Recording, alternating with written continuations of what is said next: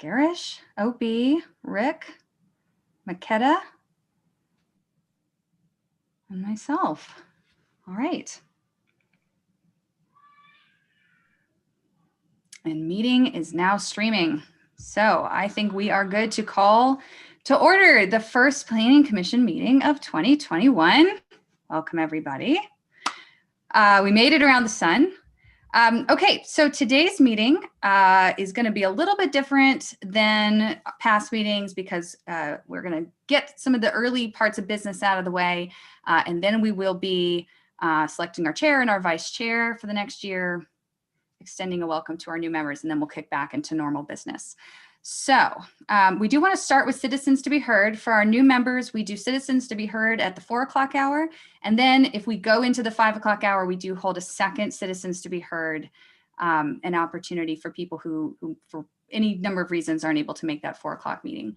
So Mark, I see you here, and I wonder if you're here to speak. And if anybody else is here to speak, you're welcome in the chat box to say, I'm here to make a comment. So Mark, hello, kick us off. Good morning, good afternoon, welcome. My name is Mark Horowitz. Greetings to the Planning and Zoning, and may we all be well, happy and prosperous this year. I realize that there are dozens of important issues facing the county and endless minutia. This letter is to suggest some issues that I think are important for the future of Grand County.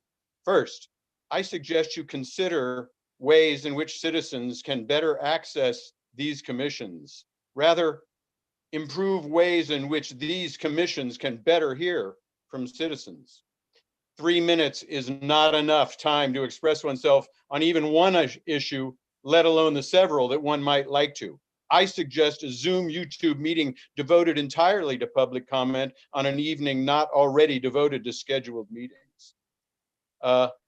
I suggest that the County Commission establish a Citizens Advisory Board, which would be tasked with encouraging citizens to comment on issues important to them and to convey those concerns to the various commissions. Next, I recently suggested that in the absence of the Pledge of Allegiance, that meetings should begin with a pledge or affirmation of some kind, a commitment to uphold the Constitution and to fairly promote the rights and privileges of Grand County citizens. The omission of the pledge is like building a house without laying a cornerstone. Next, I would dearly love to hear a discussion from P&Z about turning the old Spanish Trail Arena around from a drain of taxpayer and county resources into the opportunity to generate real income and opportunity for citizens and tax revenue for the county. This incredible property has the potential to present a gateway to the south end of the valley. OSTA should be on the forefront of planning and a priority for economic developments. Lastly, I implore both commissions to respectfully discuss overnight rental and bed and breakfast permits. I am dismayed to see the recent discussion derailed, especially by one current member, and that the approved minutes don't accurately reflect the discussion or actions taken. P&Z and county commissions in the past have approved entire subdivisions and neighborhoods devoted to overnight rentals. One example is Coyote Run.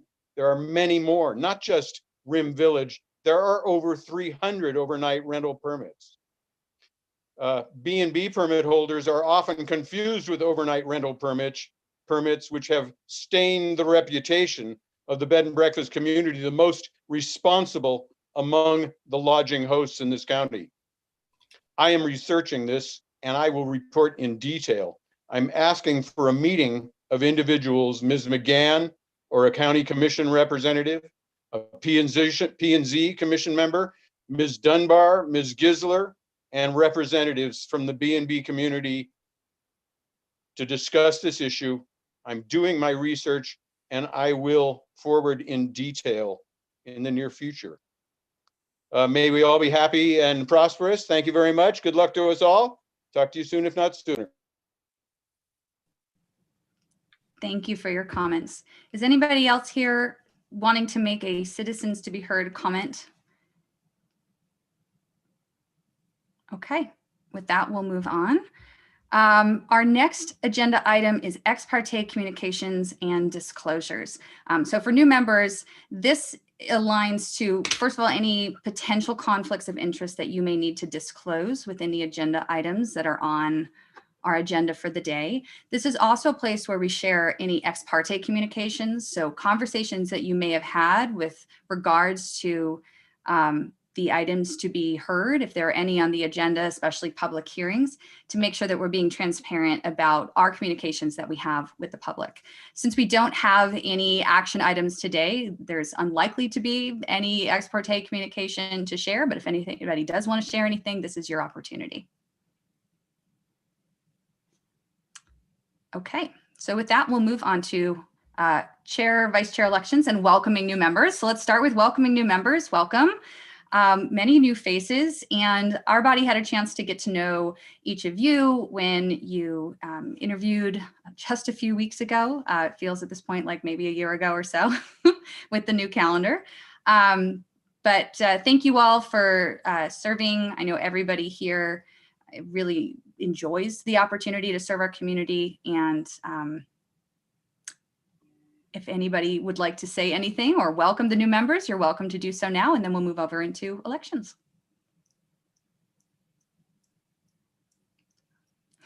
Waves from Garish and Obi. All right. I'm sure when we're no longer on Zoom, we will have ample opportunity to get to know each other a little bit better.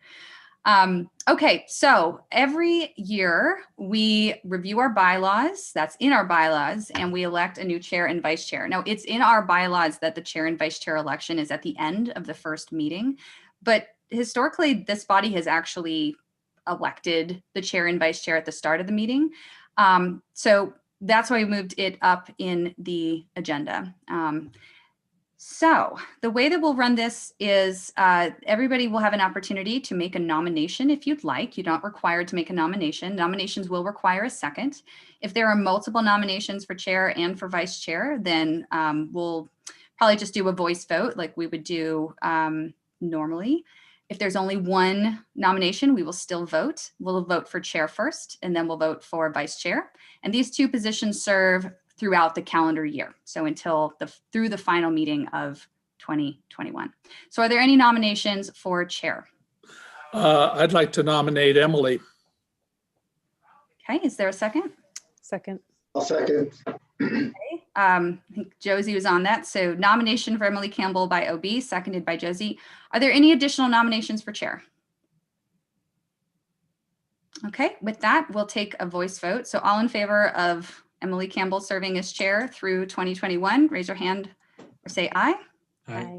Okay, all opposed. I think that was all of us. All right, well, thank you. Now, are there any nominations for vice chair?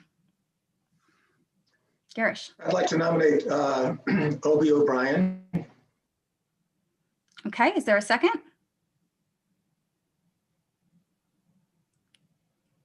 I'll second it. Okay, are there any other nominations? Well, OB, if you are willing to accept, I think that's wonderful. I was going to also see, I know that there's a few other commissioners who might want to serve, but OB, do you want to serve as vice chair? Are you good with that? Yeah, that's great. Okay, well, with that, all in favor of OB serving as vice chair, raise your hand or say aye. Aye. All right, so we have our chair and we have our vice chair. So now we'll move forward to reviewing the bylaws. One glaring obvious thing to address is the fact that our bylaws say that we will run elections at the end of the first meeting. So let me pull that up to find the exact section that is. And while I'm doing that, were there any other additions to or changes to the bylaws that anybody wanted to recommend?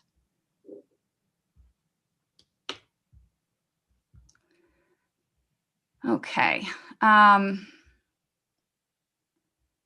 Goodness, I had this highlighted and it's not in the same PDF.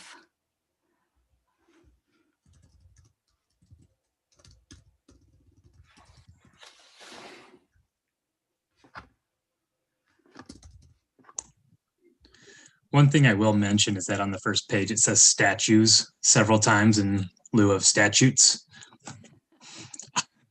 While you're in there editing, maybe that's something to do. Perfect. And it's section 3, item 2, part A. The chairperson and vice chairperson shall be elected as the last item of business at the first meeting of the year. I recommend we read that as the first item of business at the first meeting of the year, as well as making sure that we are following statutes and not statutes. Good catch. So move.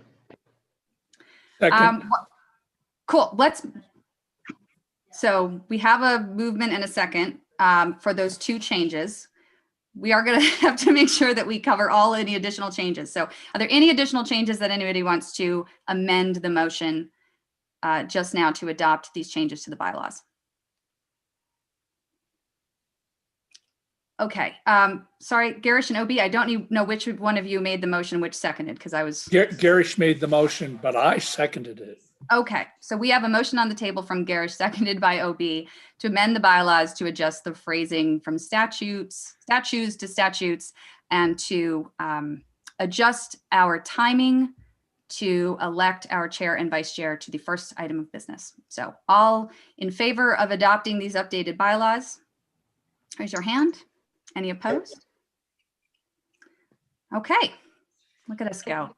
Just a reminder that these do need to then be approved by the county commission.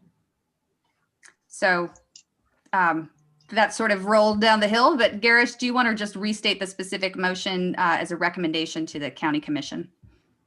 For the record? Yes, I make a motion that is it just the first page, Steve, that you found the statutes issue? Anyway, Steve is still. Yeah. Yes, sorry, lost my. So any place in the bylaws where it refers to Utah Code statutes, that it reflected with adding an S to the word. Maybe just on the first page, and maybe there are other places. I don't think so. It's been a while since I've thoroughly reviewed the bylaws.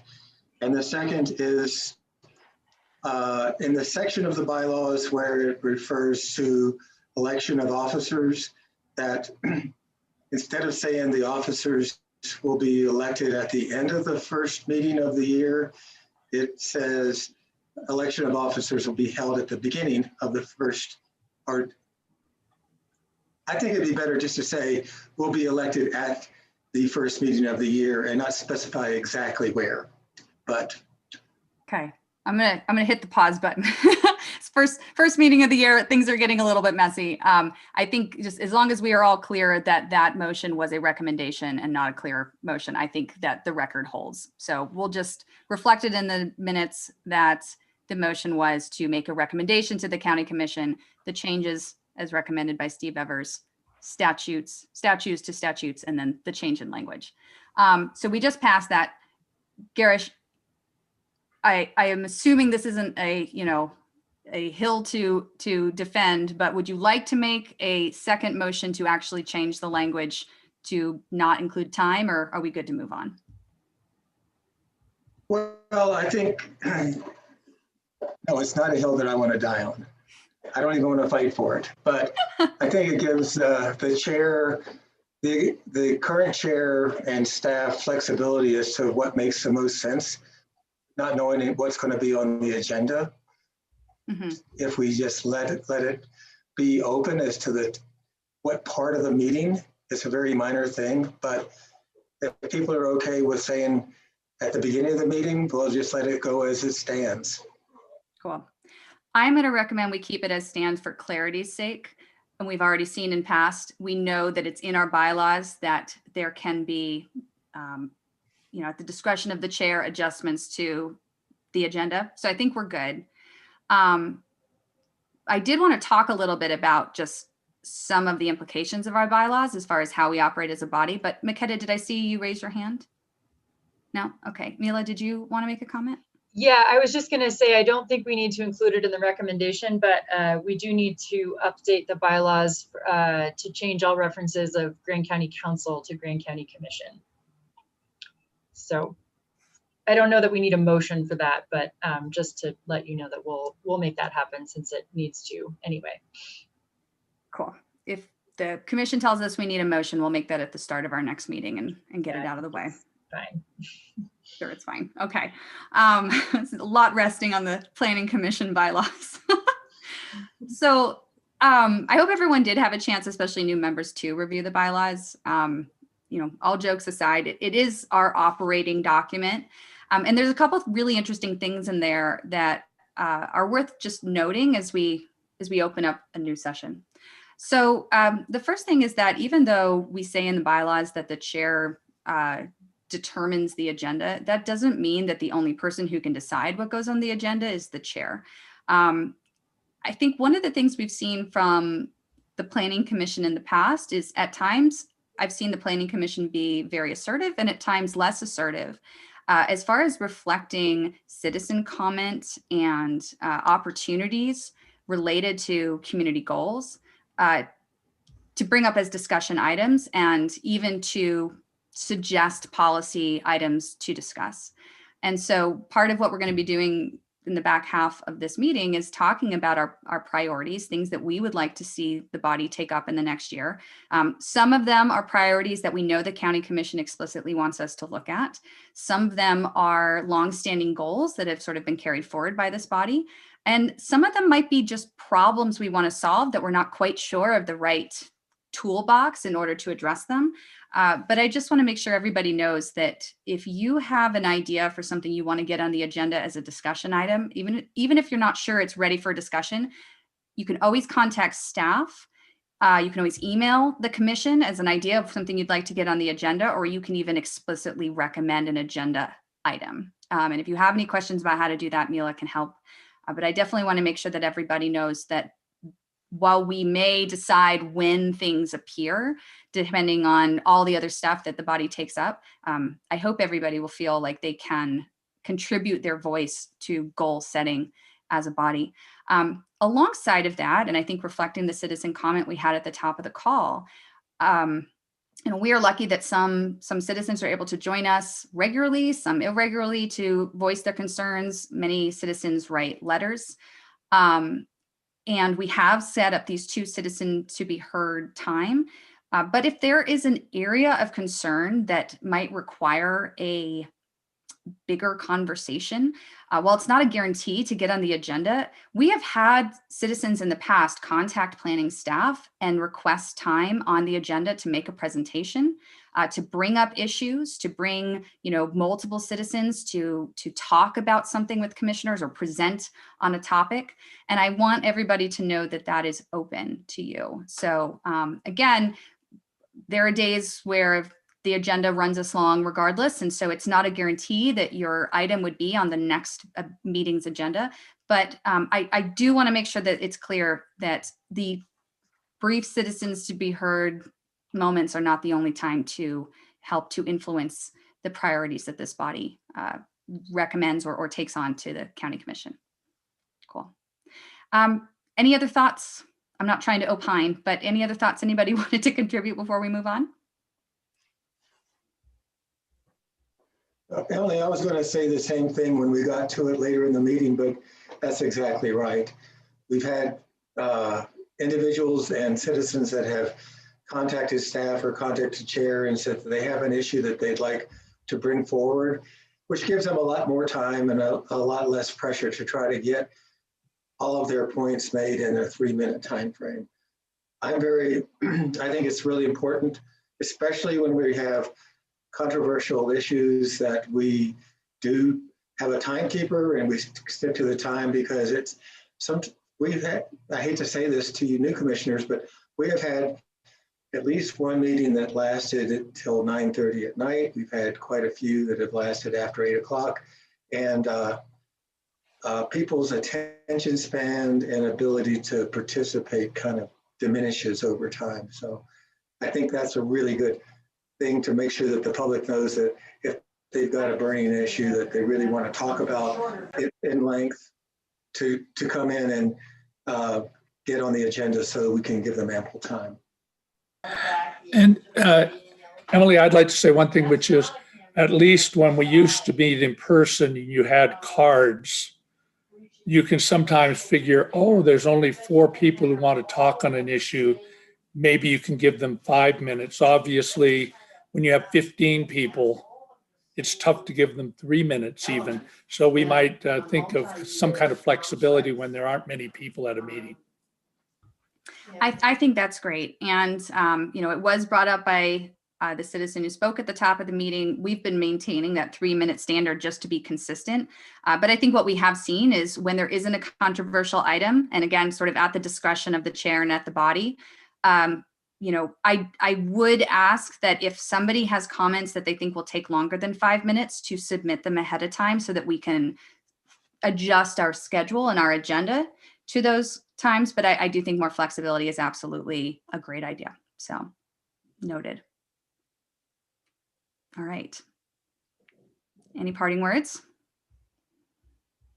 Okay, with that, we will move on to normal business, approval of the meeting minutes. Now, this has been an item of question. If you weren't at the meeting in question, hopefully you've at least reviewed the YouTube recording.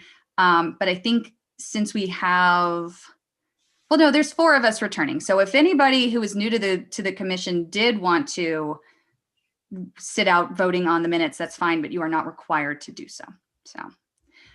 So has everyone had an opportunity to review the minutes from the December 14th meeting? Okay. Is there a motion to adopt the minutes?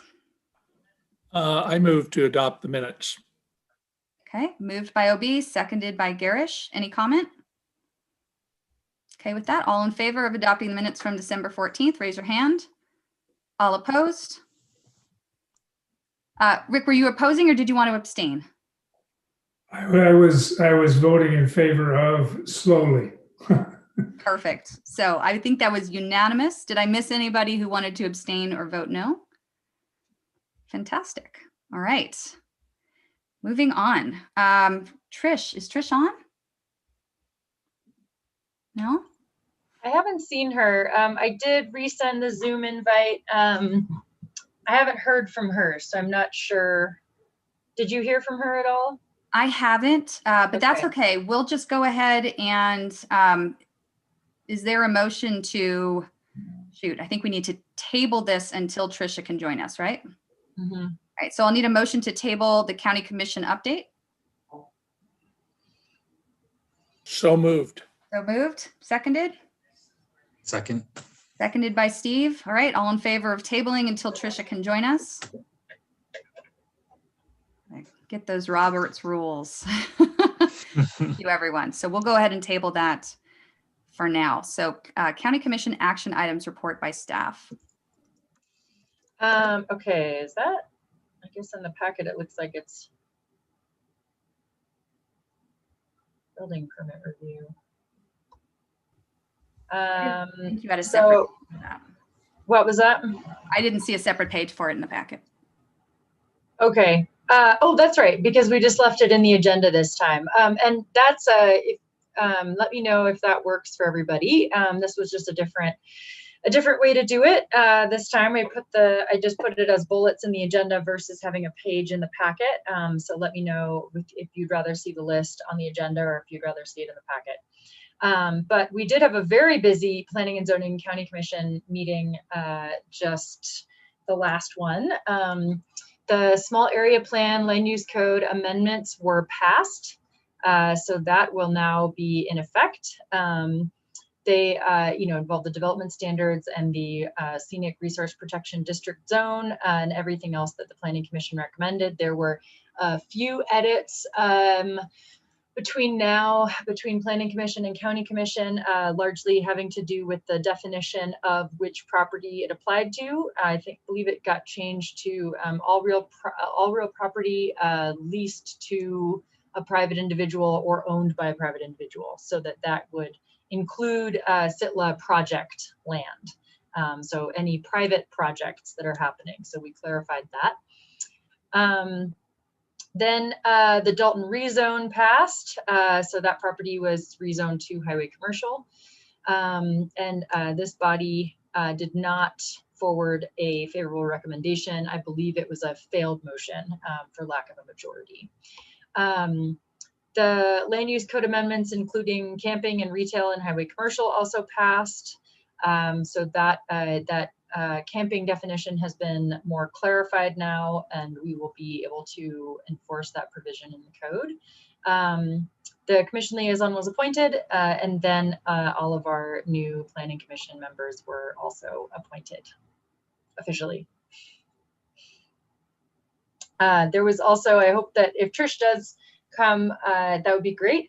But the other item that was very relevant for planning commission was that the ATV UTV rules were discussed, and Mary McGann has asked planning staff to research ways to deal with the businesses that have to do with ATV and UTV rentals. So we're going to be doing research into that and presenting to the county commission. And if there are going to be land use code amendments proposed, then those will end up coming before the planning commission. Thank you. Do you want to go ahead and are there any questions for staff related to county commission updates?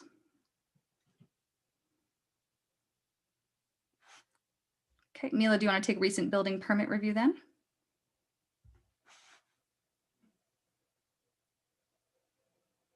There we go. The muting, it's like the word of 2020. I know we're in 2021, but still. This is since December 10th because we skipped a meeting. So this is about a month of new permits. We have 8 new residential construction in the Valley, 5 residential remodels with 1 in Castle Valley, 4 new manufactured homes, 3 solar permits, and then 3 commercial remodels. So we did see a little bit of a slowdown kind of end of November, maybe the whole of November, I guess, but it does seem to have picked back up again.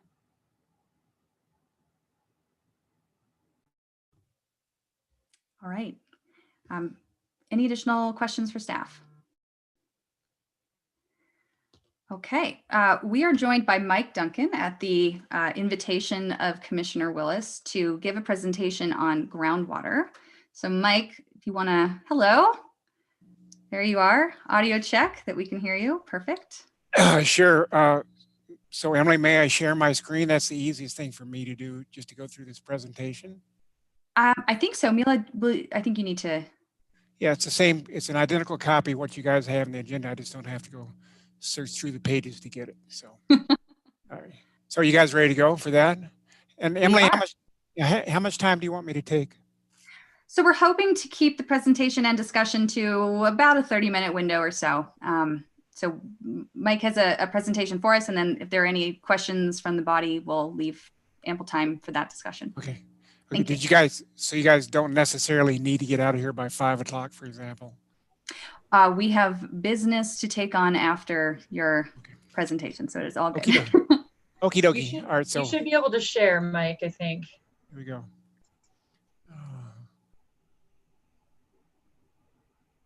Okay, can you guys see that?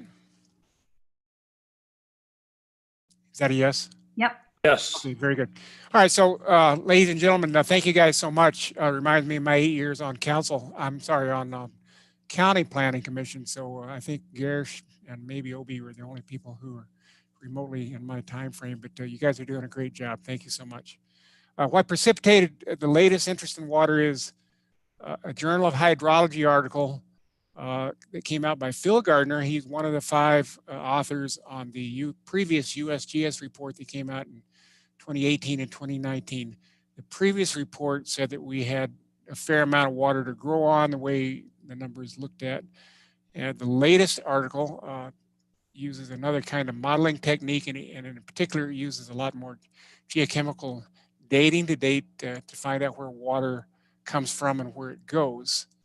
And that article, which as I say is in a preprint stage, it's a peer-reviewed article right now, kind of a quasi-USGS article in the sense that many of the authors were involved in the previous report. But what it says is that we may be withdrawing from the portion of the Glen Canyon group aquifer that both the county and the city draw their water from. In the city's case, both from springs and wells, and the county from wells. is about what is being recharged in the high La Salle Mountains right now. And there's a state law, safe yield law, which we'll get to in a moment, that says that you can't mine the aquifer. So if that estimate holds up, and if it's legally blessed by the state's Division of Water Rights, then it doesn't matter really how many water rights an entity may have. What matters is that you can't withdraw any further water from that aquifer. It doesn't mean that there's not other water in the valley that you may be able to appropriate, transfer from one basin to another, so to speak. But you can't draw any more pristine, good quality groundwater out of that aquifer if that comes out. Okay, so that's what precipitated all this. You guys have noticed, I'm sure, that it's dry out there. Meanwhile, the county and the city keep on growing. I know that Dana Van Horn, I go to those GWSSA meetings, freaks out every time she sees new subdivisions come in, that she can't have any water in Ken's Lake to feed her irrigators. That we had a dry summer, and this is the La Nina year, and it's dry out there now, not much snow and so on. So there's trouble ahead. Very basically, we're going to use the term acre foot to describe volume of water that's roughly a football field worth 1 foot deep. So it's a very widely used unit of measurement and volume in hydrology. This is the area that we're talking about, the high La Salle Mountains up here to the east. Two main drainages. One is Mill Creek, which drains this area down through sand flats, we'll see in a moment. Comes on down into town, and those of you that have been on the Mill Creek Parkway, and you get not too far west of town, we'll see where Pat Creek and Mill Creek converge down there. You have to kind of look for the convergence, actually. And then Pat Creek drains the valley itself. The water chemical signature is different up at Pat Creek than it is farther north. That's why valley fill water is poorer quality water than Mill Creek water. Here's another schematic of the same sort of thing. The Glen Canyon group comes down through the sand flats areas and eventually comes out at the golf course and places farther to the northwest, whereas the valley fill water just basically percolates on down through the valley. All that water eventually ends up at the Colorado River. And Mark Stilson, who's the Southeast Utah Division of Water Rights engineer, and he's the main player in all this as far as we're concerned, particularly when it comes to safe yield, is helping to get together another study of what happens to groundwater down here in the lower valley, in particular as far as the wetlands is concerned. But that's another subject that I won't get into tonight. If you look around at wells, for example, sometimes all the modeling, mathematics, a lot of modeling and guessing that goes on necessarily because it's a very complex hydrology. But what you can do is look at wells. Here's a bunch of USGS monitoring wells. Monitoring wells are kind of like production wells, except they have smaller diameters because you're not going to pump them. And they're all declining. Okay, nearly all of them, not all of them, I guess. But you can see wells farther to the northwest aren't in quite as bad a shape, presumably because, well, don't really know, we'll get into that. But the farther to the southeast you go, the more decline that we've seen. Basically, the 1970s were dry, the 1980s were wet. That was the last time Lake Powell overflowed, 1982, I believe it was. And it brought up a lot of well levels here in this area that wet year. And they've basically been declining ever since. So that's another danger point. The city, I wrote this presentation not for you guys particularly, but to encourage city council to lay the groundwork for infrastructure, basically a quota system perhaps, a metering process of some sort. The city doesn't, because we have a lot of water rights, we don't even bother to issue well-served letters. That's going to need to change. We have ample paper water rights, but like I say, if we run across safe yield considerations, the water rights don't mean much. So I'll come back to John Wesley Powell. Many of you guys get out there and do a lot of hiking and stuff, and he's obviously a famous figure. I love this quote: years of drought and famine come, and years of flood and famine come, and the climate is not changed with dance, libation, or prayer. I think that's great. So the end game for all this discussion that I'm pushing right now is, as I say, is to suggest that the city begin metering new requests. Typically requests are measured in units of equivalent residential connections, about 400 gallons a day, or almost a half an acre foot per year, and participate in an upcoming groundwater management plan process that DWR will sponsor.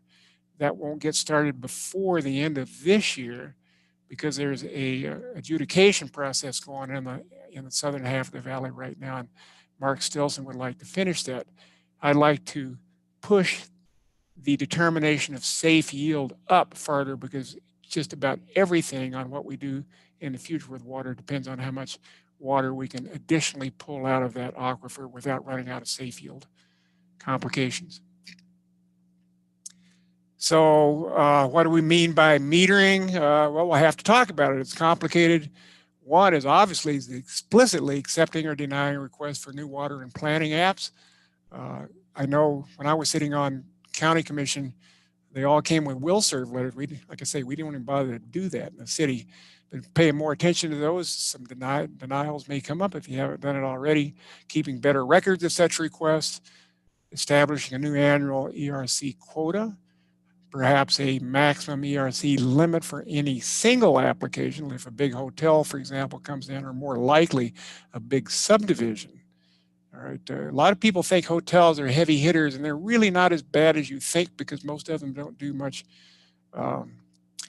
landscaping with culinary water, whereas most homes in the valley do in fact use their culinary water. It comes out of a convenient pipe to water their lawn with. And that's convenient, but it's kind of a poor use of good quality culinary water. A few other hookers here offering, you can offer ERC bonuses for conservation or secondary water use. When I say secondary water use, I'm talking usually about using surface water. Mill Creek comes to mind. It's not quite as clean perhaps, but it could be relatively easily treated, at least as far as Mill Creek is concerned. All this, whatever we pass, if we lay the groundwork now and set aside a certain safe yield limit, it will be changed. You can count on it because research on how much water we actually have is sure to keep on going on, and the city and the county will be expected to help pay for that. So obviously, if there is a quota in place, applicants who contribute their own withdrawals that they already have would not be subject to that limitation, and applicants who contribute their own non-Glen Canyon water wouldn't be subject to this limitation either. So there's some ways around it, but for many of us, no further withdrawals, no more wells, no more pumping more water out of an existing well is getting closer. So what do we mean when we talk about a basic water budget issue? We're talking about culinary water here now. That's not surface water. Water rights aren't the issue, but aquifer capacity is the issue. And how much, so this is a two-part question, okay? How much water, first of all, are we currently using? It's relatively easy to put a pretty decent number on that. We'll get to those numbers a little bit later in more detail, but the city uses about 2,300 acre feet a year here as of late. The county's using about 1,100 acre feet. And San Juan County Special Service District right now has one well that's been approved. They pumped it, they tested it, it's good. They're running it up. They can pump up to 500 acre feet out of it. You guys have seen San Juan County is a potential heavy hitter out there. They actually have approval in for 5,000 acre feet back in 2011, but that's conditional approval. They only got permanent approval, as it were, for this one well. Otherwise, they would have to go get their water out of the Colorado River, presumably up the Cane Creek drainage. That'd be very expensive for them to do. So if we can't suck more water out of the Glen Canyon aquifer, it's going to hit these guys pretty hard because they have junior water rights as opposed to the cities and most other people, and to a smaller extent what the county has intermediate, if you will, seniority and water rights. So anyway, that's what we're using. That's the first thing. These things numbers total roughly 3,600 acre feet per year. We're going to run across that number in just a moment again. So then the next question is, how much water do we have to use? Okay, so there's been a number of studies. The USGS did one, which I'll get to the numbers here in just a moment. Ken Combe is a consultant, a hydrologist who's written 4 reports now. And we'll talk about those in a moment. He's used a somewhat different technique to measure, to estimate how much water we have to use. And thirdly, most importantly, the Journal of Hydrology article that I talked about a moment ago. So in a little more detail, how much water are we currently using? Let's go back to the easy question. So I'll go through this kind of quickly. This is the city's water supply. In the beginning, it was Skakel Springs. I'm not sure how to pronounce it. It's now up at the Moab Springs Ranch. If you take the bike path up there and look out to your right, you'll see ponds and all pipes under the ground and so forth. That was the city's entire water supply for a long time. In the 1950s, the city purchased what was then the George White of Red Cliffs fame, a bunch of property and wells and springs up there. And that mitigated the crisis in the 1950s when so many people moved to town for the uranium boom. So right now the city has 4 springs presently in use. We use them a lot, and 2 wells. We'd rather do the springs because they're cheap. You don't have to pump them. There's another well that's used for golf course irrigation. It could be used for culinary water, but right now it's just used for the golf course. So here's my roughly 2,300 acre feet per year number. The county also taps wells. They are also in the Glen Canyon Aquifer rather than the Valley Fill Aquifer. It's hard to tell once you get down the valley because the hydrology is really complicated. Glen Canyon Group Aquifer takes a nosedive right in the middle of the aquifer. So it's a little dicey. Anyway, the county has a couple of George White wells. Chapman is a big heavy hitter well. Last summer, Chapman's, I'm not sure if it was a pump or something that's monitoring pumping, but the county's main heavy hitter was down for several weeks. And Dana Van Horn was in a tizzy trying to get that thing finished because these 2 wells could barely make up for what Chapman had. And in the middle of summer, they're pumping these wells for all they're worth, particularly if Chapman is down. There's another well, Spanish Valley well, that's very deep, and it's not a very good well, as it turns out. Anyway, so here's the roughly 1,000 or 1,100 acre feet reported to DWR. And a little more detail here is a number of well locations that were proposed back in 2011 by San Juan County Special Service District. Some of them are north of Kens Lake and just barely into San Juan County. And again, they've often talked about a news getting 15,000 people. Well, they could if they'll get the water. And I've already talked about the rest of this, but that one well I was telling you about that's a heavy hitter is this guy right here. I don't know if you can see my cursor move. Right up farther to the east. This whole area up here on both sides of the valley is heavily faulted. And that's a good thing in terms of that's where the water comes out oftentimes, and it'll move up and down the valley relatively easy through big cracks in that fault. Hey, Mike, I don't want to interrupt you, but I have a question about that real quick because you've mentioned that those wells that are closer, springs that are closer to the mountains or the foothills are maybe recharging at a slightly higher rate. They're not diminishing as fast, and the aquifer maybe is not diminishing as fast in that area. Is that heavy hitter showing that same pattern? I'm not sure I understand your... Like with it being the sort of the big reliant well that the county has, is it recharging? You're talking about, yeah. I'm sorry, Emily, you're talking about the declining wells at the south end of the valley? Oh, I misunderstood maybe. It sounded earlier that you were saying that those that were further to the east were not declining as quickly. Did I invert that in my head? The valley runs at the north end from the northwest geographically to the south, northwest to southeast. You're looking at the southeast end of the valley. And what I meant to say on the slide some time ago was that the wells at the other end of the valley, the north end of the valley, are not declining as fast as the wells at this end of the valley. So it is in that area. Sorry, I've inverted my cardinal directions, but thanks. Oh, okay, no problem.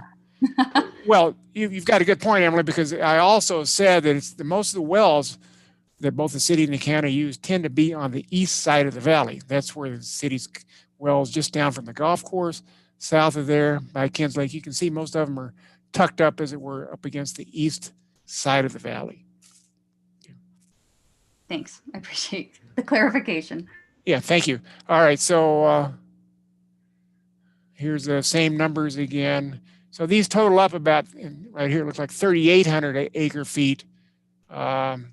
It is growing with new developments in the pipeline. As I say, I know in meetings at GWSSA, every time a new subdivision comes in, Dana kind of rolls her eyes like, oh boy, I hope we can do this. It varies from year to year since culinary water is used for irrigation. In wet years, we'll see actually less culinary water be used because people aren't bothered to water their lawns with it. This number does not count the lower Spanish Valley springs. Those are Matrimony Springs and those guys down there. And it doesn't count private wells. For example, Cayenta Heights subdivision, which I'm familiar with, have some friends up there. Most of those folks, and Garish lives up there as well. Correct me if I'm wrong, Garish, but I think most people up there have their own private wells that can be fairly deep. Anyway, this number, anyway, turns to agree well with what Phil Gardner got in his Journal of Hydrology article. He added up his own set of numbers independently and came up with 36. So we're close. Okay, so it's kind of nice to know that I can add up some numbers, and he did them on his own and got more or less the answer. So now in more detail, how much water do we have to use? There's three ways of doing it. You can model groundwater recharge by precipitation directly. We're talking about how much, recharge. And we don't even look at the rest of the aquifer, just try to figure out how much snow and rain gets into the ground. Well, it sounds simple, but it's actually quite tricky accurately to do accurately. The USGS has tried to do it, and they got a big range on numbers. The top end number being a pretty good number, I want to say 40, 50,000 acre feet. But nobody knows if that really is terribly accurate. So the USGS went on to observe discharge in both surface streams and springs and in the groundwaters. There's better estimates on that because we got meters on a lot of stuff. And then if you assume that recharge equals discharge, think of the aquifer as being a bucket on the back of your pickup truck to hold your beer in or your water in at a football game. Then the amount of, I'll call it water, in the bucket stays the same if the amount of water coming in equals the amount of water going out in the long run. But people really don't know that. I mean, we could be discharging the aquifer now here, particularly in later decades as the growth has perked its head up. So that's one caution, if you will, about trying to observe how much recharge is happening by observing how much discharge is coming out. And then you can use some combination of the two. Like I say, we've had several studies. The USGS study, which to date until now has been the most accurate study, I think most people, and most comprehensive one, the 10 to 30,000 acre feet, sorry, it wasn't 50. By the recharge method, the discharge method, 13 to 15,000 acre feet. And that includes Mill Creek surface water. We use the term base flow out there. When you talk to hydrologists, you'll go, gee, what's that? If you guys go out and look at Mill Creek right now, there's a bunch of water running down it, particularly since Moab Irrigation Company is not sucking any water out of it during the wintertime.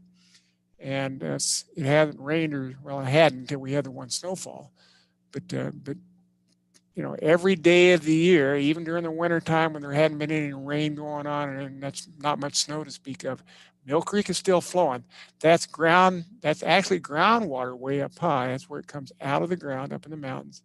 And it flows 24/7, 365 days a year, and we call that base flow. So it looked like it's surface water, but really originated out of the ground up high in the mountains. There's variable climate data. We know all the modeling suggests that the climate will get warmer in the decades to come, which will dry things up. These numbers count both good culinary water and poor quality, somewhat salty irrigation water from the Valleyfield Aquifer.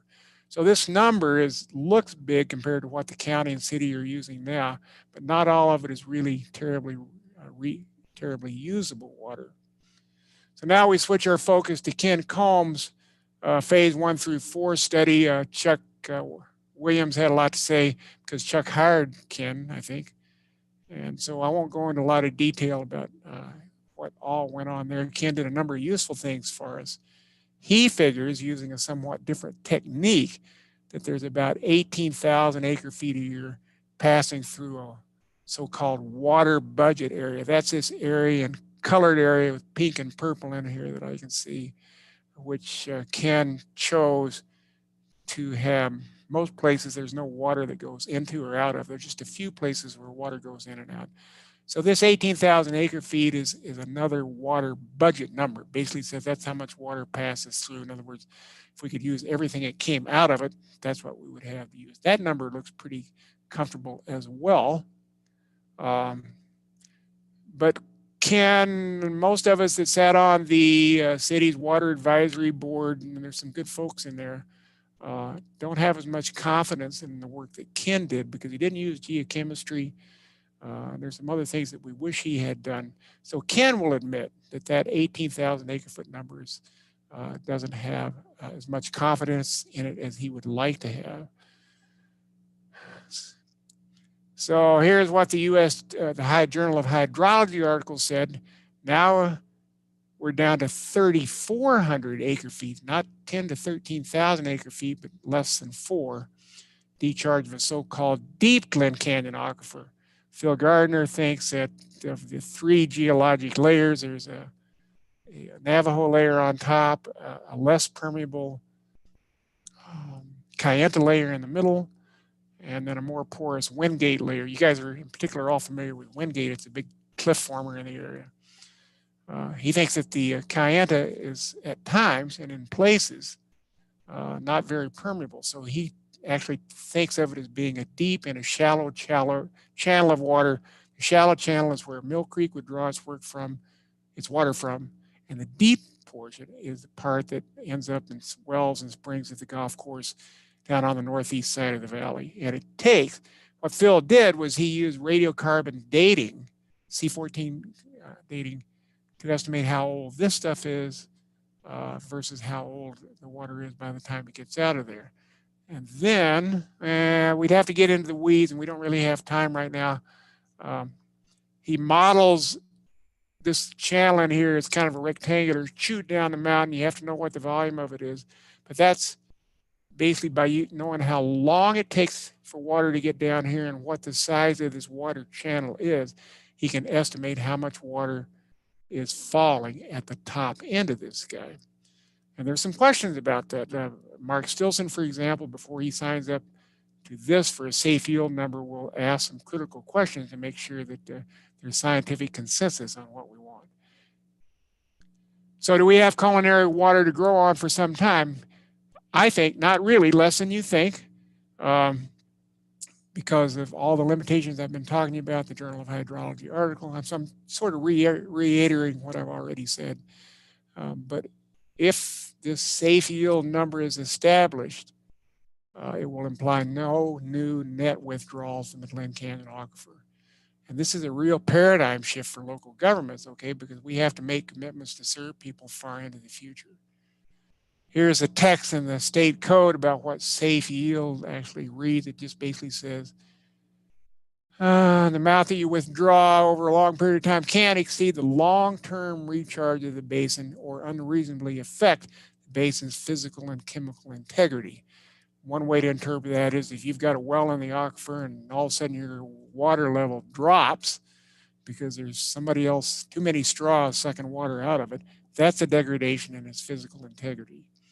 And I think Garish, you guys can ask Garish about it, but I think he and some of his neighbors have seen their water levels drop up in Kayenta Heights. So if the Glen Canyon aquifer were closed to new withdrawals, what other water sources could be tapped? Well, the answer is there's a variety of things, but nothing is easy. It's all going to be involved legal, water right, water quality, cost, infrastructure, and environmental consequences, particularly when we start talking about the wetlands downstairs. I know Mark is another subject, as I say, Marcus and Linda Whittemore are talking about a study to take a close look at groundwater down in the lower valley. The biggest Glen Canyon group discharge is Mill Creek, okay? But its surface rights are owned by the Moab Irrigation Company. This is a nonprofit. It's been around since 1890, has senior water rights. Typically what growing municipalities do is they trade agricultural uses for municipal uses. That could be done, but a lot of people around here really like the agricultural nature of our fairly little town, which will still keep growing and so forth. The only other aquifer in the area is the Valley Fill Aquifer. And for it, you'd have to treat it. It's saltier. You could treat it, and you could tap the underflow. But this is groundwater down low in the valley, in particular, ends up in the Colorado River. You'd have to be careful doing so to avoid environmental consequences in the wetlands.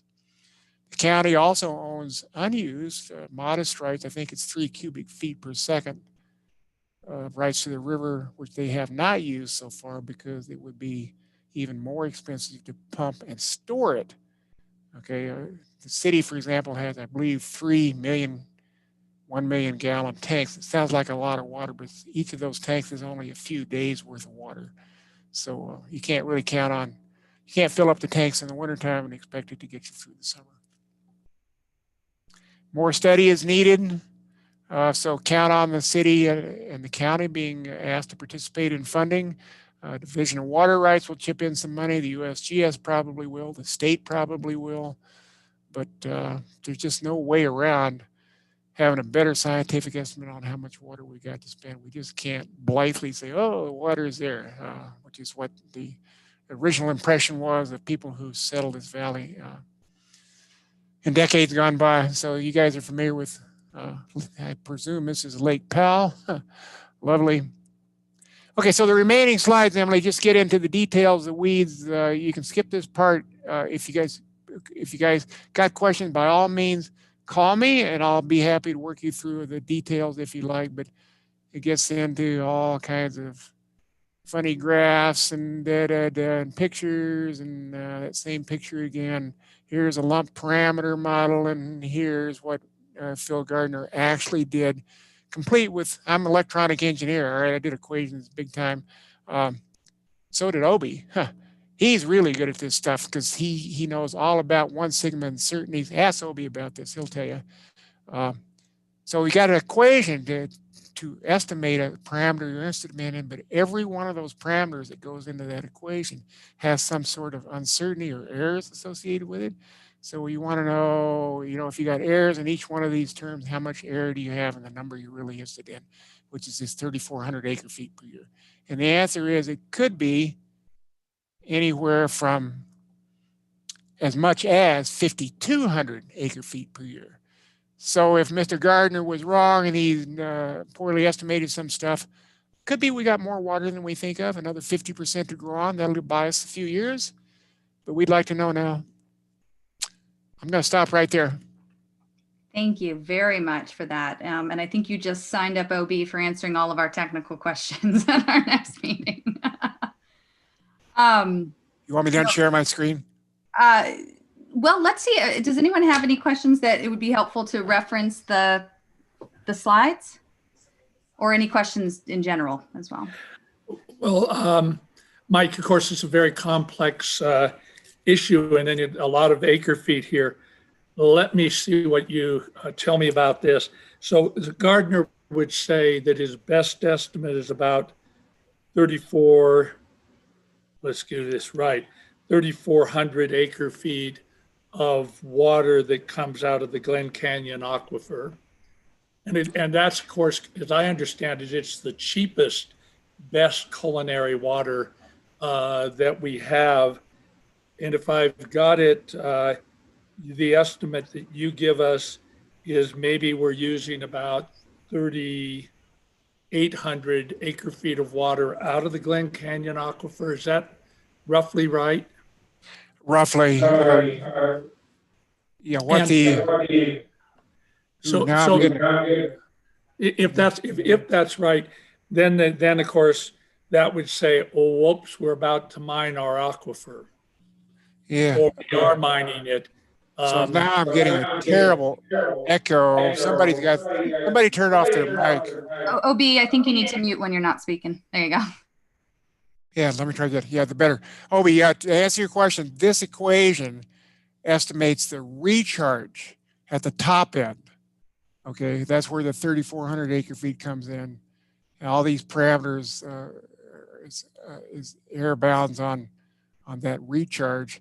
The 3,600 acre feet is one estimate on how much we're withdrawing, counting the springs and the well at the bottom end, which the equation doesn't have anything to do with directly.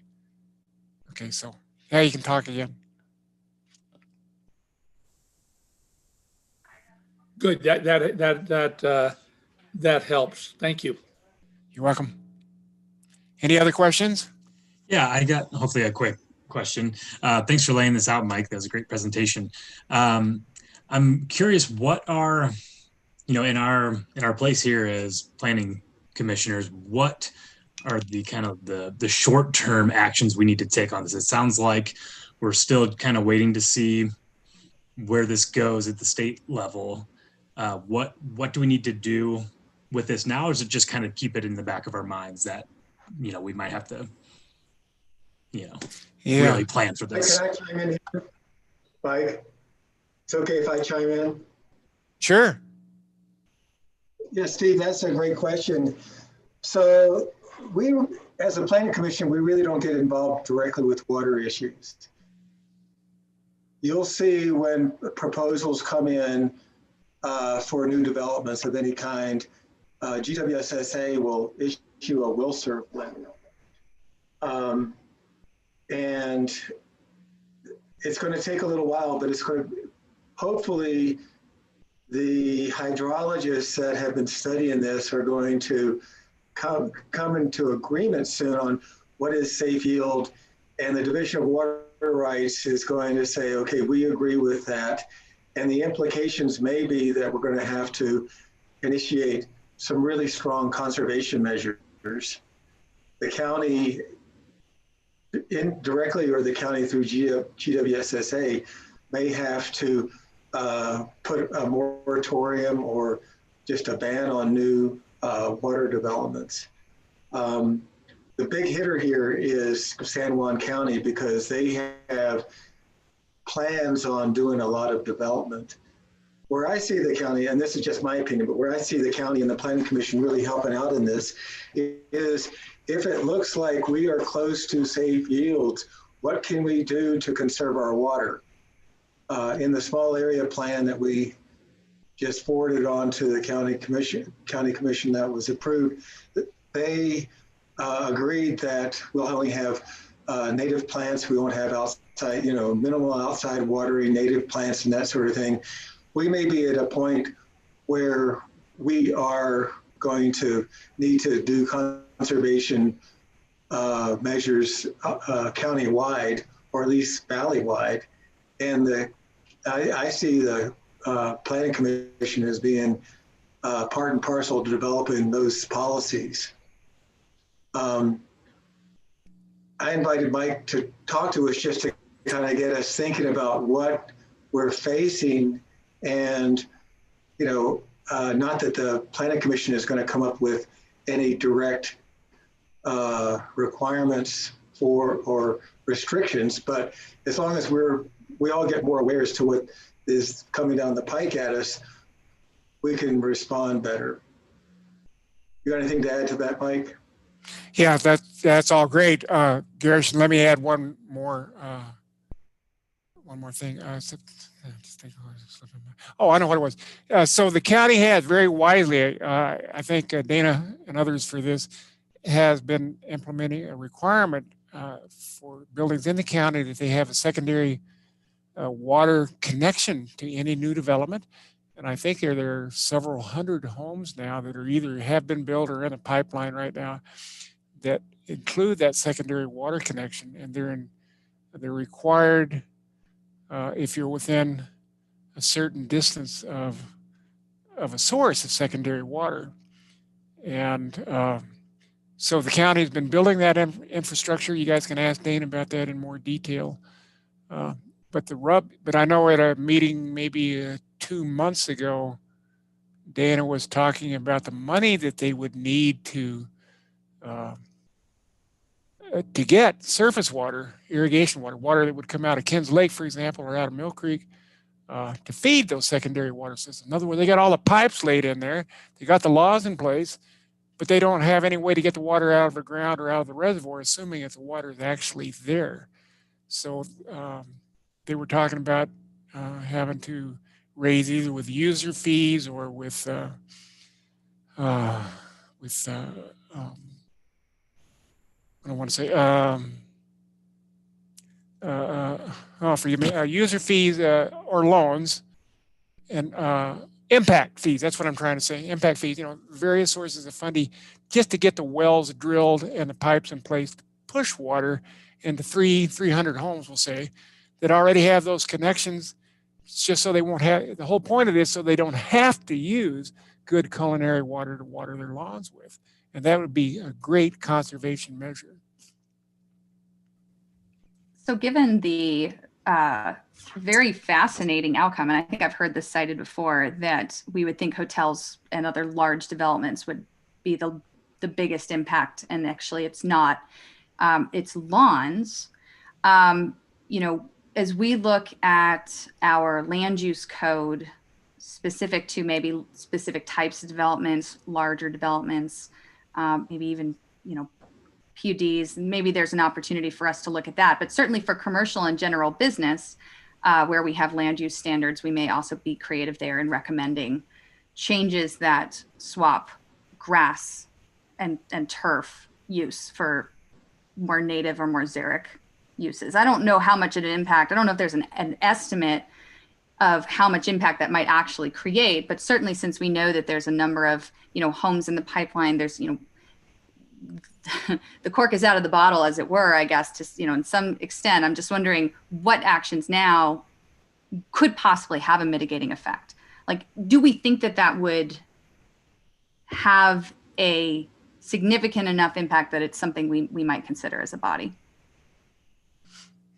Yeah, good point, Emily. Rosemarie Russo, she's gone now, but when she was with the city, she wrote a 2019 sustainability report, and in that, she had an interesting number, I want to say page 30 thereabouts. It was kind of buried, saying that overnight accommodations use something like a total of 15%, I think it was. A smaller number than you might expect of the area's culinary water, and residential uses was among the heaviest, the other bigger, heavier hitters. And I know that culinary water use for residences, the vast majority of it, for most people who are watered, comes from watering their lawns rather than what goes down their sink. That's one reason, by the way, we had a big to-do, it's still going on actually, at the city about how to charge people for this amount of sewer water they send down. And what the city typically does with residences, I'm digressing now, is to measure how much water goes down there, how much water they use in the wintertime, on the assumption that in the winter they're not watering their lawns. And then they use that as an estimate for how much water they're going to use that goes down their toilets and sinks and stuff like that for the rest of the year. Just sort of in order to take out that big summer heavy hitter number that usually dominates residential water use. So that's one reason I think why cities with more severe places, like think Phoenix, for example, places where xeriscaping is mandated. That's we could be headed more so that way. It's a paradigm shift. People that moved into this area years ago thought, I know the old timers tell me on the Moab Irrigation Board that everybody thought we were swimming in water down here, and it looked that way for a long time, but not with all the people moving in. All right. Are there any other questions for Mike? I have a question that I feel like dovetails on Steve's question, and it is about timeline, because it sounds like the state law on safe yield is clear, and at some point will basically tie us to doing the right thing, but it doesn't have teeth yet because they don't have numbers that they find to be official yet. So my question is kind of the timeline of when is it expected that the state will have numbers that they agreed upon that can give teeth to us. And so therefore, you know, how long are we sort of making these judgment calls for ourselves at the city and county level until we can be, you know, reinforced by state law? Yeah, that's a great question, Josie.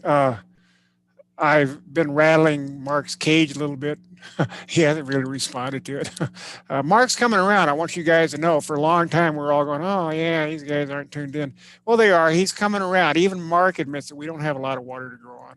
I'm hoping if everybody gets vaccinated, you know, by the middle of the year kind of thing, we can start having face-to-face meetings with all the scientists that count. I mean, we want Mr. Gardner, we want the other principals in the USGS report. We want the Utah Geologic Society. They got some good scientists there. I want Ken Combe, because he's another fine hydrologist as well with a slightly different take. Fine, and Mark, and everybody to sit down at the table across from each other and thrash this out. And I don't see for the life of me, once COVID's out of the way, why this can't be done this summer and fall. I don't want to wait for a year or two for the groundwater management plan process to complete, because establishing safe yield is a number one thing that needs to be done. So I'd like to push it so you guys can help me lean on Mark, and we'll see what he says. He's a reasonable guy. We just got to keep pushing for the squeaky wheel, you know. Is this something that reasonably could be, like, we could do something proactively, some kind of limitation or planning or strategy for the time being, that something a little bit more proactive than just waiting for the state to do something, and meanwhile we're continuing to grow? Proactive. I don't know what to say right here tonight. The main thing, just to educate you guys, realize that future water availability is more of an issue than you might have thought about. So as long once that starts to permeate your consciousness, and you start to see new applications in a little bit different light. Just stay tuned. Yeah. Mila also shared in the chat that, you know, this is something the planning staff has already been looking at in some very specific areas. So I think as we kind of go into our next round of discussion, and also looking ahead, we'll look to planning staff to continue to share the toolbox available to us around some of these bigger issues. All right. Go ahead. Sorry. I have another question that might be for Mike, but it might be for others too. I remember watching, I think, Cape Town go through a water crisis and really review a lot of their water use. And I found it fascinating and also really relevant as probably something we were going to need to face. I'm just curious how much serious discussion there has been at either city or county levels of really going far with conservation practices, potentially in terms of things like composting toilets and, you know, complete gray and black water usage that is more typical of like off-grid development. Yeah, great. Well, feedback on that. You guys know, we've done, as far as overnight accommodations are concerned, the city's done something a little bit different what you guys did. We've been working on more aggressive environmental standards, among other things, for new hotels and so forth. And we're still thrashing that out. We thought we had to get it done by the end of the year. The state was leaning on us, blah, blah, blah. And we don't have, I mean, planning staff did not recommend kind of a last recourse legislative arbitrary decision like you guys have at your disposal out in the county. Instead, we had to write standards. And so those standards include water conservation measures. Kara Dowenwyn, you guys know Kara. She's been great. She's been pushing on that. But it includes things like rainwater harvesting, for example, which I'm skeptical about out in our dry climate would make much of a difference. Gray water collecting, that one's got more promise. You know, more, I don't know, there's, I want to say using meters to measure how much, a lot of people overwater their lawns because they don't really know. I mean, that was another one. A lot of it is just plain old xeriscaping and limiting how much acreage you devote to water intensive plantings and so forth.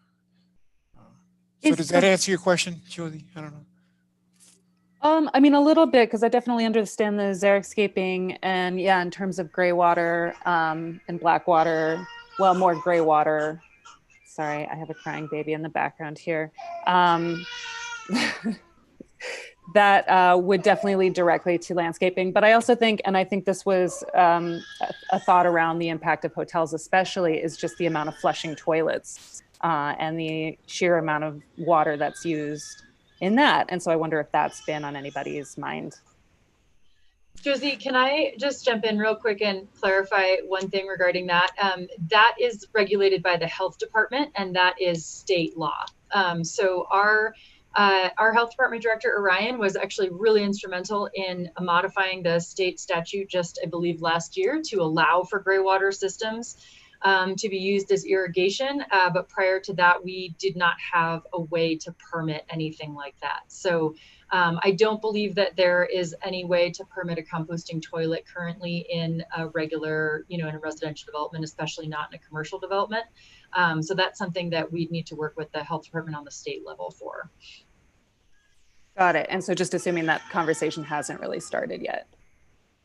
I think it's happening, but it's a little bit removed from our department in particular, since it's not really in our purview.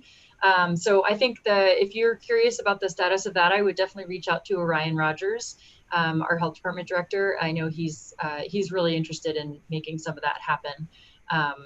So yeah, he'll have more information on that. Low flow toilets and showers and stuff like that I think Mila's right. They've been part of building codes for a long time, at least until Trump tried to take out the shower heads. Did you see that one in the paper? Okay. Is the golf course watered with culinary water right now, or gray water? Do you know? Well, essentially it's culinary water. I mean, they're drawn out of the same culinary aquifer. I think my understanding is that water could be used for culinary use if we wanted to, but they've just had the luxury of having enough water up there so far to water the golf course with it. All right. I think Swanee Park, I think is irrigated by another well that's drawing on the Valley Fill aquifer. Mike, I'm going to just mention, I know you know about it, this water hardening issue, which is I'm not going to go run my faucet so I can use water to save it for, in some senses, not other kinds of development. But I think it's worth mentioning as we face climate change, and who knows what that means for our water. As we save water, one of the questions is, well, what's it used for? And then the question is it used for more development, moving more people in? The typical kind of argument that says, oh, alfalfa is terribly wasteful. But at some point, the fact that we grow alfalfa in the valley may be important because we will have developed so much. We've done all the easy things like low flush toilets, which I do, gray water, which I do, and done all kinds of xeriscaping, that we will have no kind of resilience when climate change hits worse. So there's always the question of what are we saving the water for, and how far do we go down the line of let's develop absolutely as much as we can. Whoops, we've done all the water saving measures, and now we have no resilience because we don't have any easy ways of saving water. So I just wanted to raise that concern. The bigger backpack theory, that's a great point, Bob. So I'd love to wind down this conversation. Are there any other pressing questions for Mike? Well, Mike, thank you so much for joining us. This was very informative, and I'm sure it is not the end of questions and conversations related to this. And we appreciate your expertise. And thank you guys. Yeah. Thank you guys so much for having me. I'm out of here. Bye-bye. Thank you. Thanks, Mike. Great. So it is just before 5:30. Normally around 5, we try and do another round of citizens to be heard if there are any people who want to speak. So if you are currently on the Zoom and you would like to make a comment, then you're welcome to. Mark, did you want to make another comment? Yeah, this is the first time I've availed myself of the second Citizens to be Heard, an idea, by the way, that I brought to the County Council. On the bylaws, on page 7, number 5.7, any citizen wanting to submit written information to the Planning Commission shall provide written comments to the Planning Commission by 5 o'clock the Wednesday prior to the Planning Commission, but the agenda doesn't come out until Friday. So I'm just curious in the future how that might work. Also, if I may, on page 9, regarding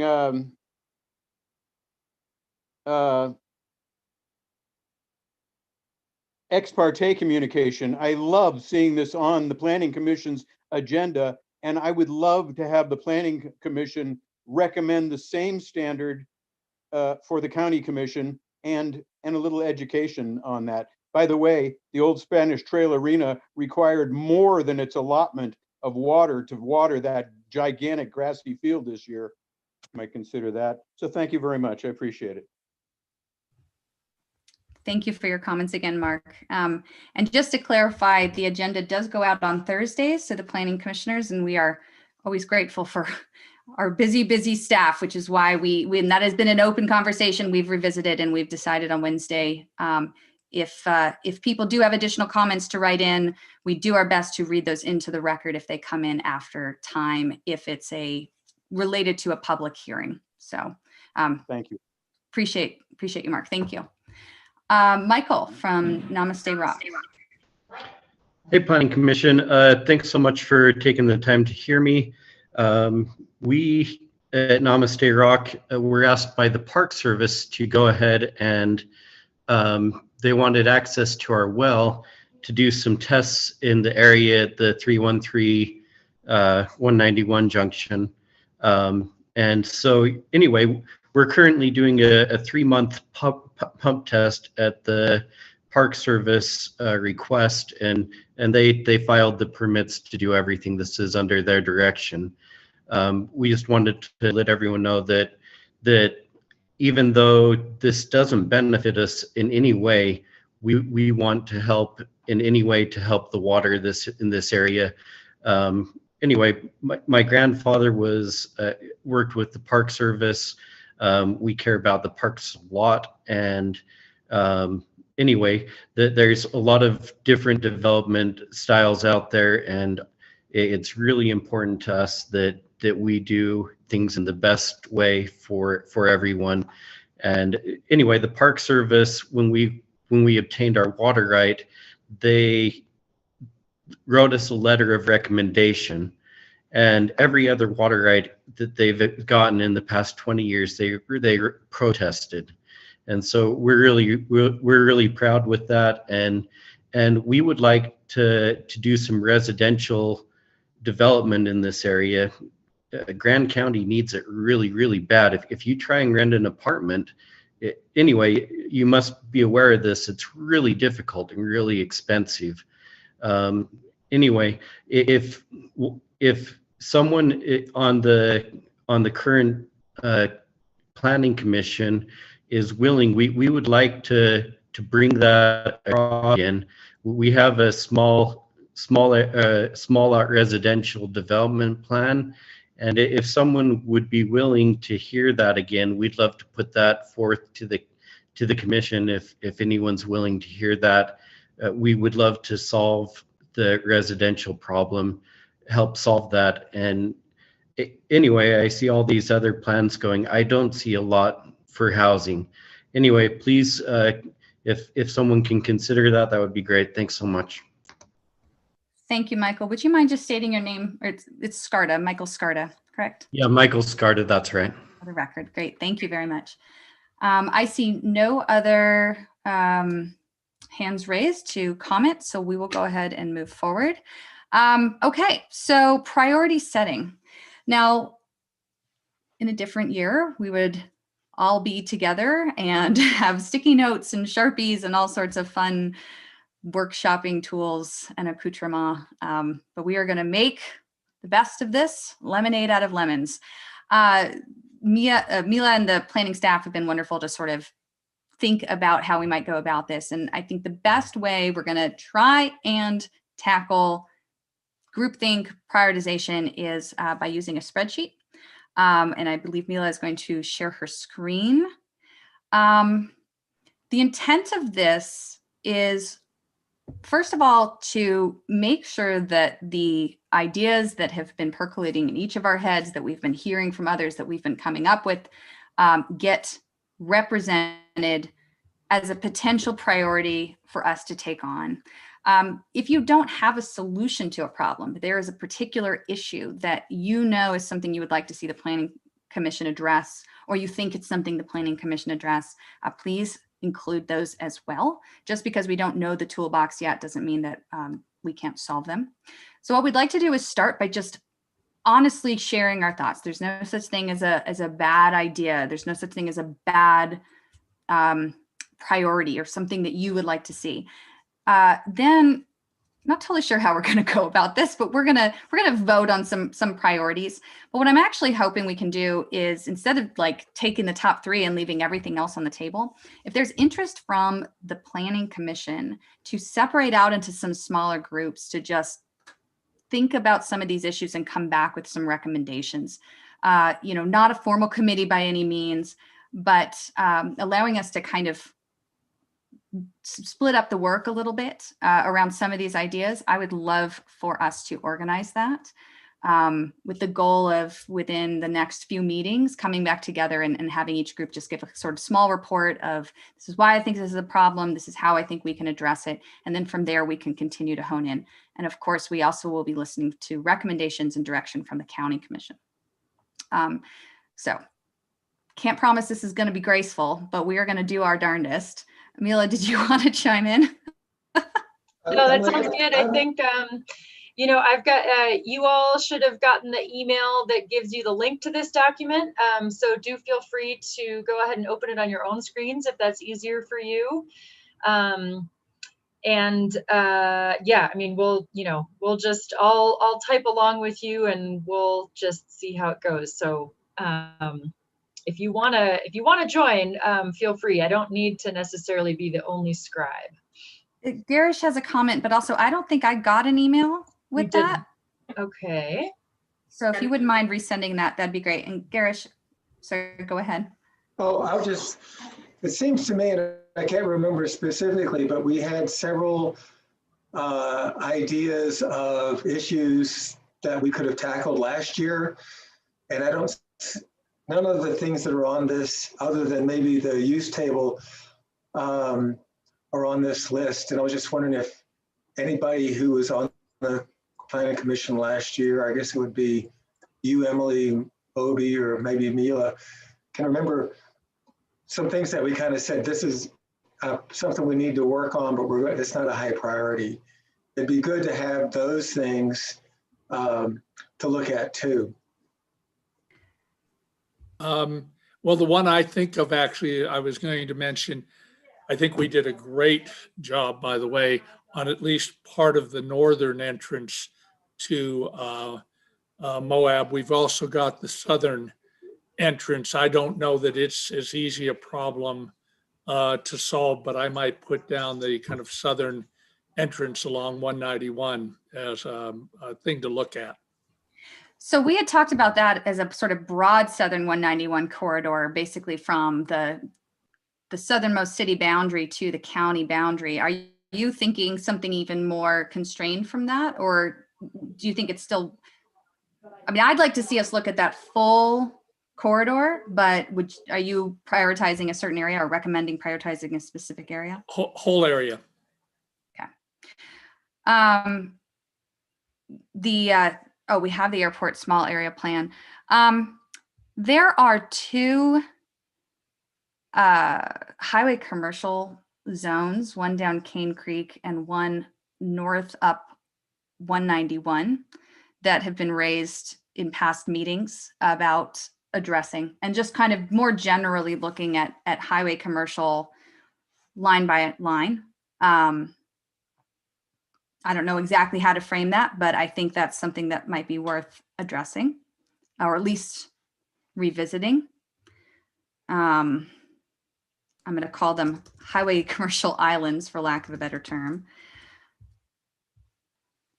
And then similar to that with the work that we've been going through, I know we have use table under my name up top on line 3, but specifically, we've uncovered quite a few places where either a number of uses are clumped together without a lot of clarity about what is included in that group, or where the standards don't actually line up to the uses. There are standards missing, or we'll have a conditional use and we won't really address the conditions of that use.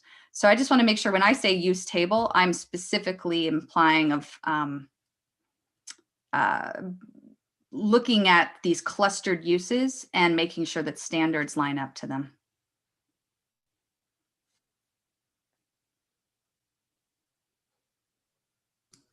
Emily, do you want that to, sorry, my mute was on. Do you want that to say use specific standards then? Here, I can use clustering, say that 10 times fast, and use specific standards. Kind of.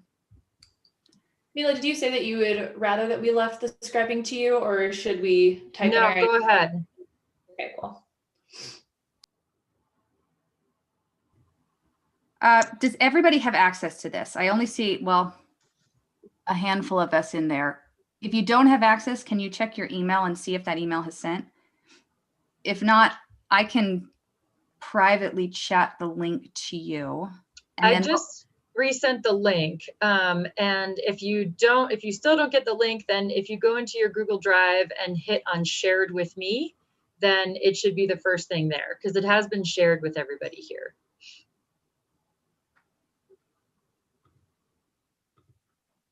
I just have a quick clarifying question about the general plan. Is the most up-to-date plan, is that the 2012 document or the 2012 plan? Yep. And the Planning Okay. Commission isn't specifically going to be doing the general plan update. That's something we're putting together an RFP for a consulting firm.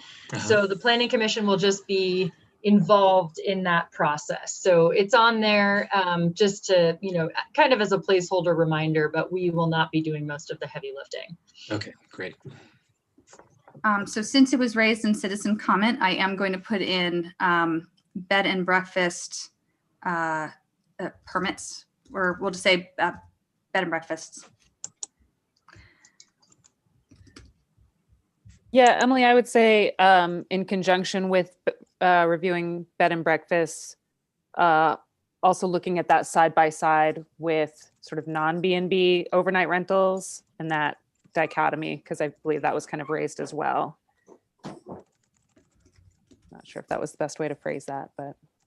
And do you have a specific non-B&B overnight rentals with the objective of anything? Of sort of, because I think the observation that there are a lot of non-B&B overnight rentals in predominantly residential neighborhoods. And so sort of reviewing how the county has kind of addressed that and how we're treating that versus how we're treating B&Bs, I guess, if that makes sense. Awesome. I just put one up there, and Garish, I put your name on there. I just want to double check that you would be okay with that, because I remember you kind of voicing the desire to collaborate with San Juan County, and I put that up there by the Southern 191 corridor. I feel like they're kind of connected. Rick, Garish, and Obi, I just sent you a private message in chat to access this. So see if you can get to that link. And I will note for the record that after this exercise, we will include the baked version of this in the minutes of our next meeting. So this will be available for review by the public.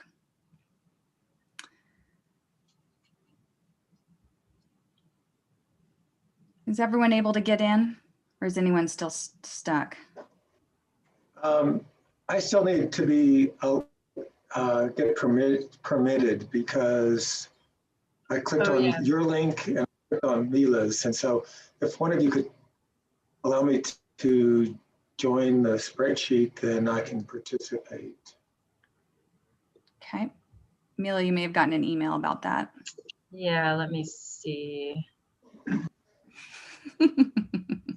Oh yeah. Well, lots I've got the floor. If we decide that tiny home communities and ADU potential is one of our priorities, I would be willing to work on that committee. Okay. I'm just updating highway commercial islands to also include the split zones. This came up in the county commission meeting last week. That just run alongside the highway. That continues to be an issue. Garish, you should be added now. Rick and OB, are you able to access, or are you getting a message that you have to get permission as well? I clicked on it, at least on your chat message. I didn't get all the way through, but I would also be willing to work on tiny homes. I think that's an important issue. And I'll click on it again and see what happens. All right. And Rick? It came through to me on chat, but I pushed on it, didn't do anything. So if I have any input, I'll just tell you and somebody else can type it in. How's that? All right. All right. Well, and I would particularly love to hear from the new commission members. You know, what inspired you to want to join the commission? Is there anything that's not represented here that you would like to see addressed? For me, it was very interesting with Mike's presentation. That was one of my interests coming in, and it was beyond serendipity that all of a sudden there he is with that presentation. It's pretty awesome. Would you like to see, so Mila mentioned earlier in the meeting with Mike that as part of this small area plan up north, we had started to look at more sustainable standards in these overlays. And I don't know if overlays is the right toolbox, but would you like us to add an item related to exploring water issues in the land use code or something to that end?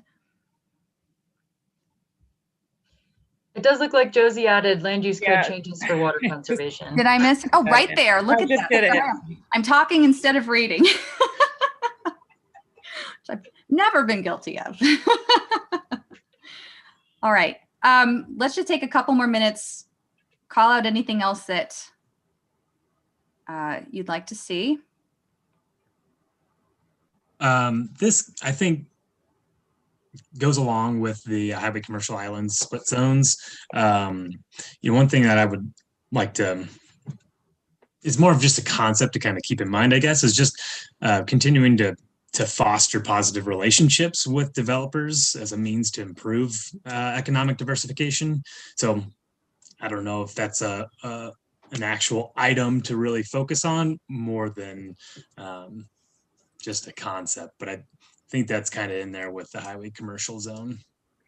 You know, that's really interesting. And I, again, think back to Mark's comment in the citizen comment at the beginning of the call, as far as making more of these touch points. And, you know, the problem is, how do we have more of a conversation with the public? I don't know if the solution is a standing Zoom call, but that may be one option to look at. So, honestly, if it's something you think is worth looking at, I'd add it in, and then we can prioritize and look at options.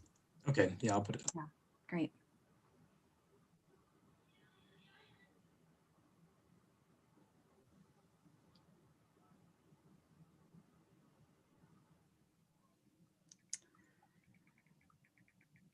Mila, in addition to tiny home communities and ADU, there also is this question coming up around tying some sort of campsite or RV park development to local housing or employee housing. I don't know if you think that would be more reasonably nested under this item, or if it should be its own line item, even if we look at them together.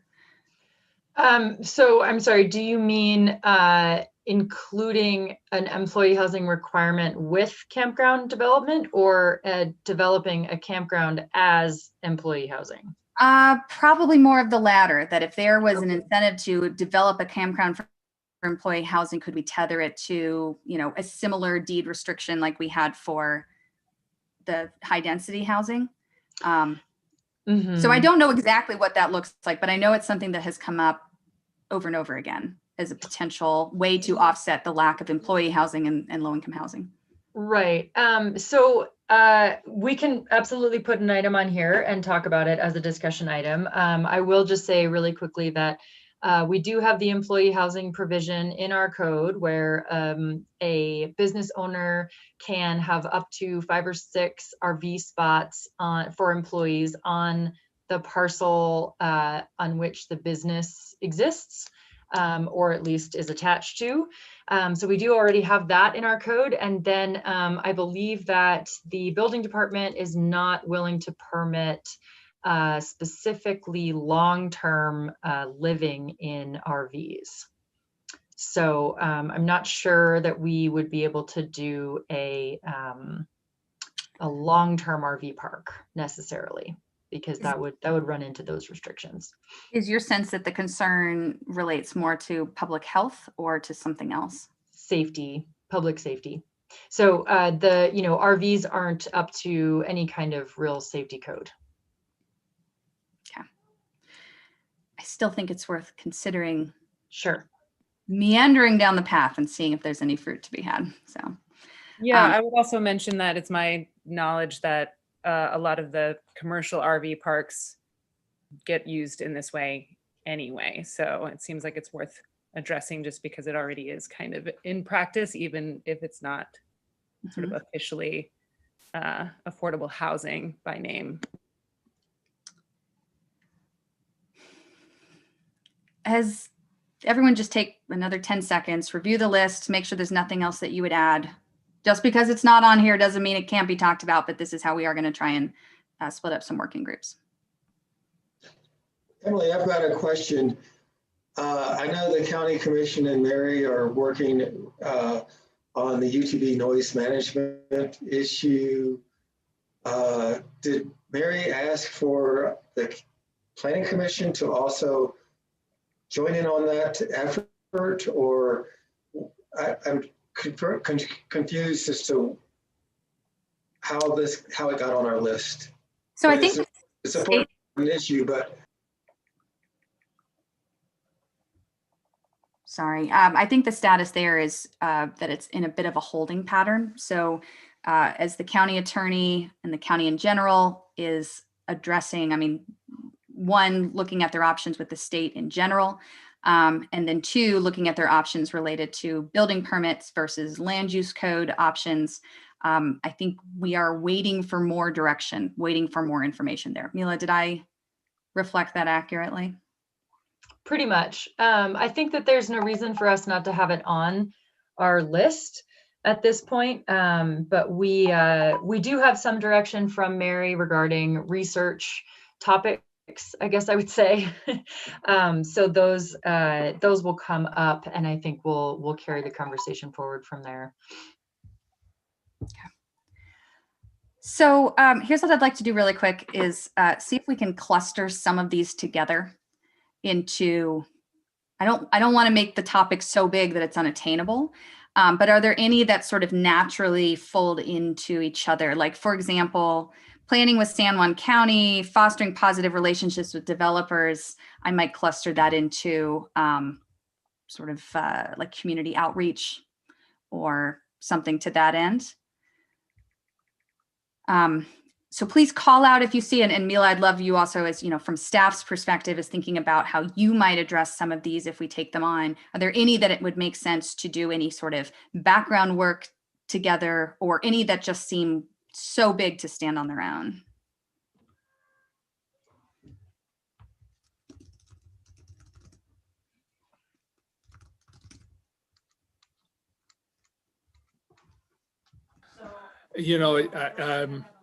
I'm not sure this makes sense, but housing development regs for affordable housing and maybe tiny homes, if it doesn't drive people away from saying that they'd serve on that, might be a combination. Mila, what are your thoughts on that? Yeah, I think we can put that under housing potentially. And just like put all three of these under housing? Those, yes, all sorry, three of those, not the top one. Yeah. Yes, I think that'd be good. Yeah, and then I think the plans should probably all be a category. Probably could probably call them plans. And then I would probably let's see.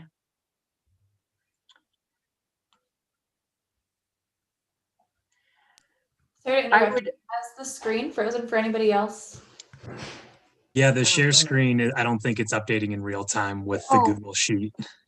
Mila, can you reshare your screen? Yes. Thanks. Cool. While you're resharing, Garish, Steve called out that I may have been premature in suggesting that rows 22 and 23, which is the foster positive relationships with developers and then planning with San Juan County, that those may be not the same. Could you just explain a little bit more about the outcome? I think this is a really great thing to look at. I'm just wondering if you can kind of take us a little further into the outcomes you would like to see from that.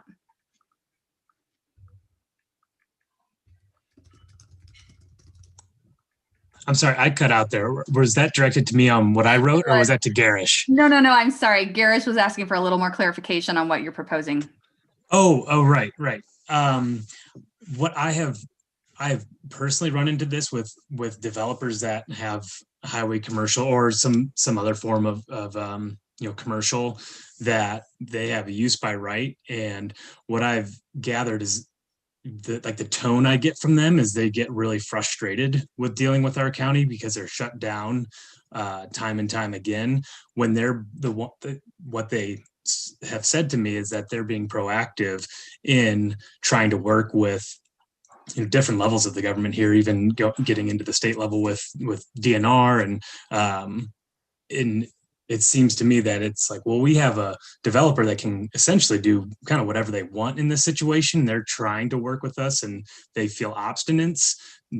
To me, that doesn't feel like a good situation where, if we can foster, a good relationship, we can kind of nudge them in a direction that is ultimately going to be better for our community, versus they get so fed up with us and they're like, well, proverbial middle finger, I can do what I want, so as within, it's within the law, and then it's a worse off end product. Mm-hmm. So that's the context there.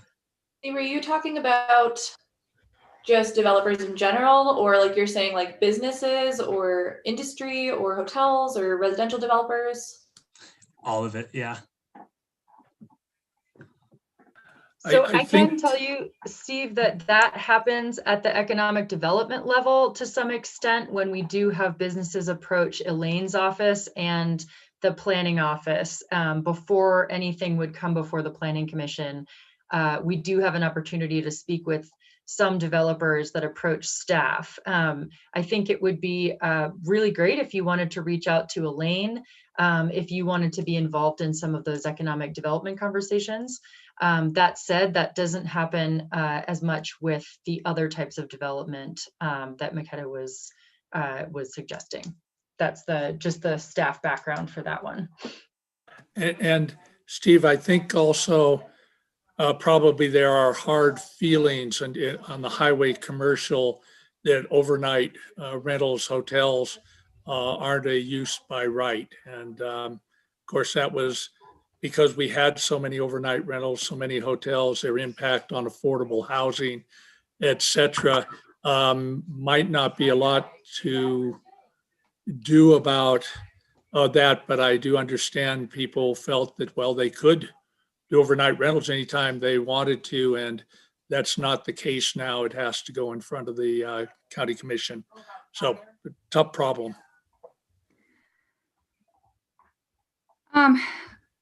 When I say tough problem, I should say, I don't mean that in a bad sort of way. I mean, it's a tough issue. Very gotcha. So here is what I am coming up with. Garish, I'm moving this up to the top. I know that this is something that the county commission is involved in or interested in more generally. So while I think it is certainly should be a priority, the things I'm putting in gray are things I'm sort of thinking are more, we're waiting for information on the county commission around more direction, or it's something that is happening already or in conjunction with the county commission. Which is not to say it's not also a priority of this body, but I know that there's some efforts already in play there.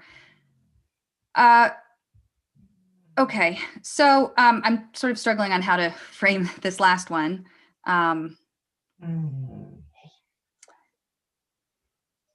Let's, regardless of our kind of upper categorization, so let's just quickly try, go ahead, Garish.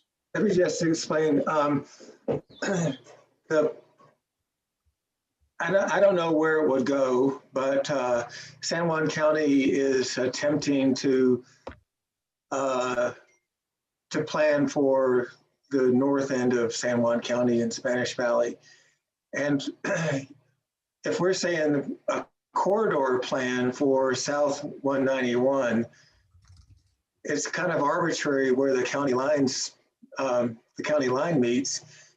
It seems like at least we ought to try to dovetail where we can, or have them dovetail with us if we're going to be trying to plan for that.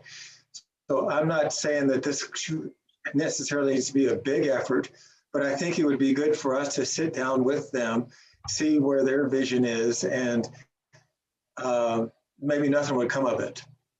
We talk about what we're envisioning, but to have a corridor plan that ends at the county line, to me,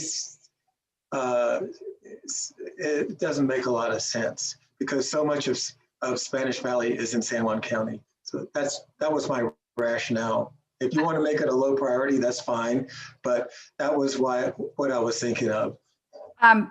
So don't confuse the stuff I moved to the top with things I'm saying are a low priority. I fully agree with you. I think it would be silly to look at the Southern 191 corridor without having communication with them. All I'm saying is I know that there's already some effort started at the county commission level to figure out the right degree of communication and how to approach the bodies and what that might look like.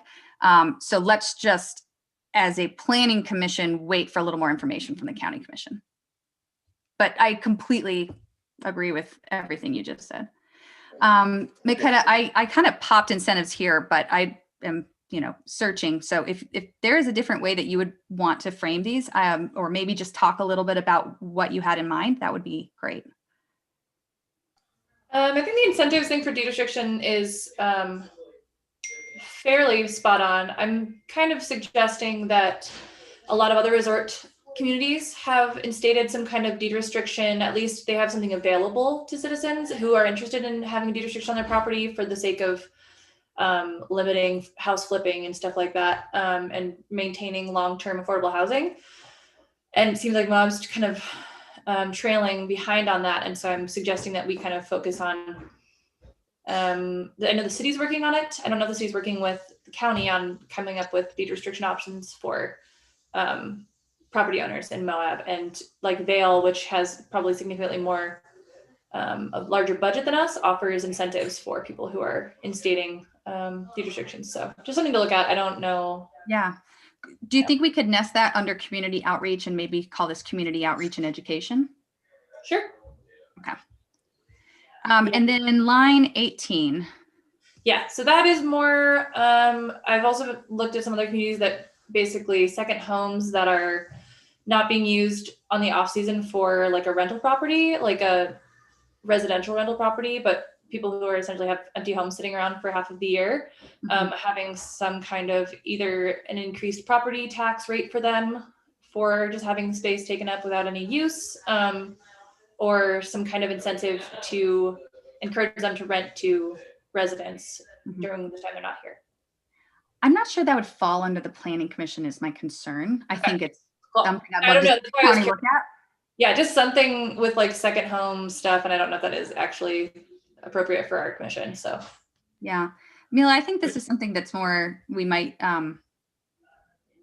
internal to the county, see what's happening there. And maybe you could take it to Chris, but Correct me if I'm wrong. Isn't it the case? I do believe before I moved here that this wasn't our primary home in Castle Valley, and we paid higher taxes to the county. I bet you Mila knows if that's the case. So part of that's already in here, I think. That is true. Yes, there are tax incentives for primary homeowners, primary residences. Is that something the planning commission would look at? It seems like not, but. I would encourage that to go to the county commission. There's not really anything in the land use code that we would be able to do for that. I'm wondering if there might be any, like, for future considerations, because I think I'm also thinking about second homes as one of those possible sleeping giants of the future. And so I'm interested quite a lot in sort of trying to vision and head off at the pass some of those things from snowballing. I think that's what we've run into with ATV rentals. And I feel like that happened kind of overnight without people really seeing it coming. And so I think from the perspective of also, and this might be more on the planning commission purview of thinking how to manage that going forward into the future and keep that from being a snowballing use, which definitely has negative impacts on like affordable housing and other development. Yeah, I think Josie, you just more eloquently summarized kind of what I was.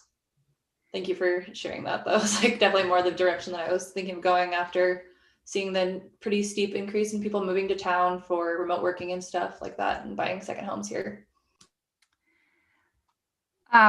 So since that it wouldn't be governed under the land use code, I think this is something that, writing a letter to the county commission or working with the economic diversification group might be how that particular line item would need to be explored. Yeah. Okay, so anything else that is missing from this list or any concerns or questions? I mean, again, really scrappy labeling here that I put out, but. So what I'd love for us to do is anything that's not in gray, if each of us have, let's see, how do we do this in a spreadsheet? Dot voting. If each of us just want to claim a column and vote for 5, you can put your vote on the same 5 if you're very passionate about something, or you can put them on different things. Trying to freeze the columns. One moment. Okay, so for those of you who haven't been able to make it into the doc, if you just want to take a moment and then you can privately message me or Mila your 5. Let's just try and get kind of a general stack ranking out of the group. And then that doesn't mean anything that it doesn't get the top number of votes isn't important, but that can just kind of help us visualize and help staff visualize where the general energy is. And we can also take that to county commission and get additional, direction or instruction from them. Sound good? So kind of Josie, Steve, I think you're in here. And then Obi and Garish and Rick, I think you'll need to DM me or Mila.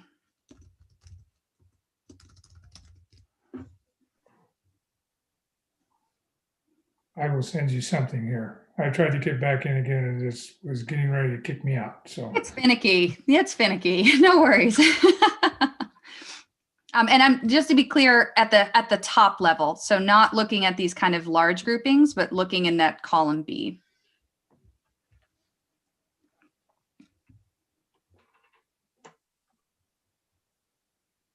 So Emily, you want us to just rank from 1 to 5? Think about it like if you had 5 dots, but the dots were this, just place them. So like I'm going to put 2 of my 5 near the Southern 191 corridor, and so on. So at the bottom of your column, you should end up with a sum of 5. And we'll see how far that gets us. If we need to go up to more, we will, but see if we can find some patterns.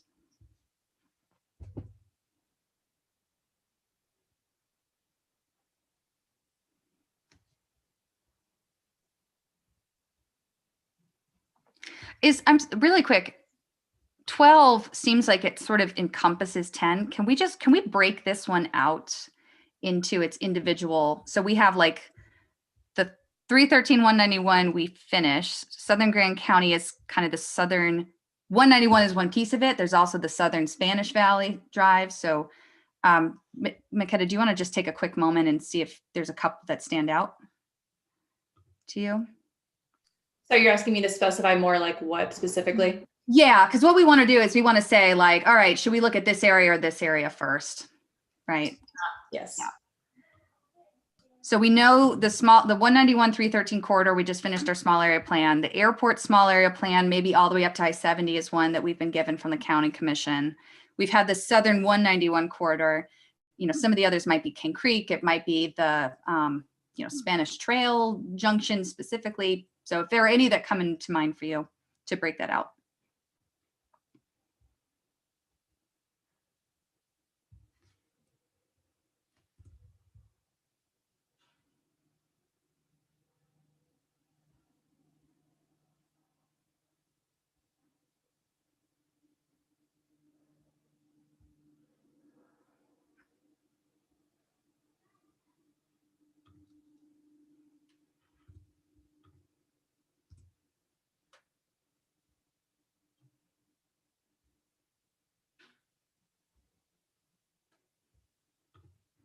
Nope, in the wrong column.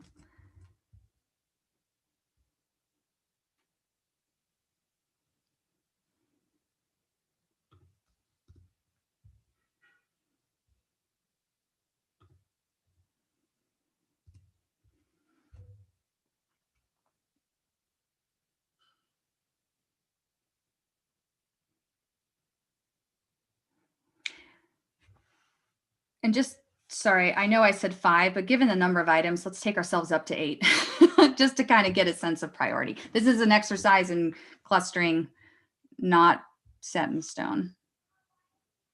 So OB, I got your message. You got 3 more votes to give.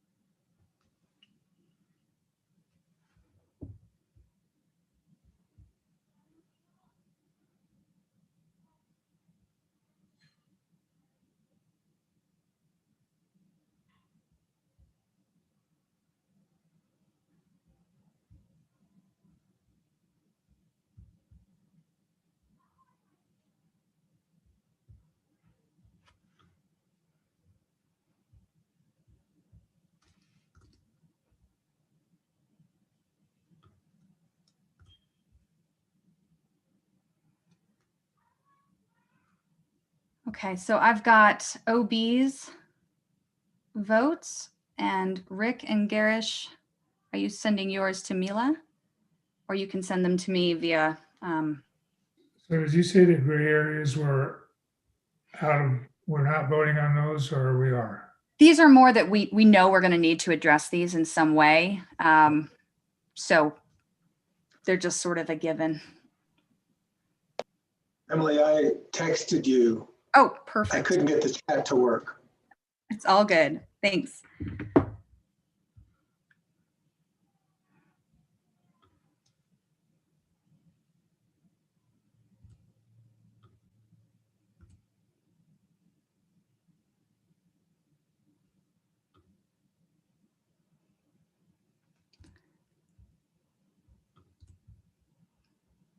Garish, you have 8 votes total and you sent me 4. You want me to give each of your votes 2 points?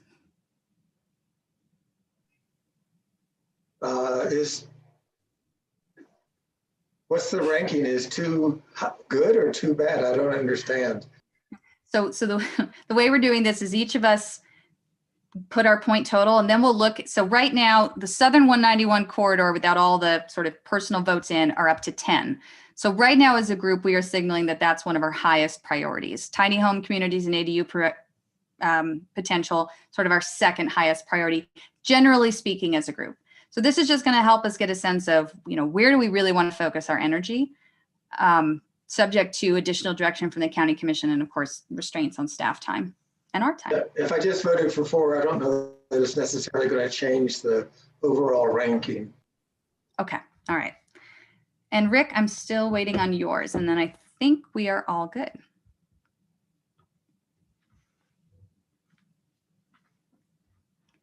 And if you're comfortable, you're welcome to just go down the column and tell us what you want. I just emailed you. Oh, perfect. Great. Thank you.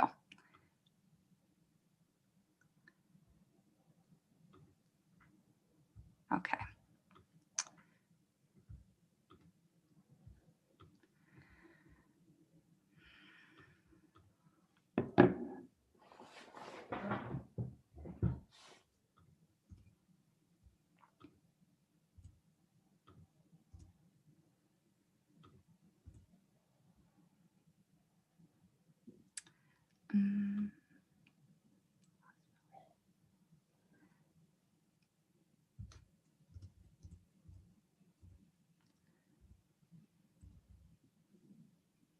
Okay. All right. Is everyone feeling good about their votes? Okay. I know Garish is going to have to leave in just a moment, so let's try and just sum these up. One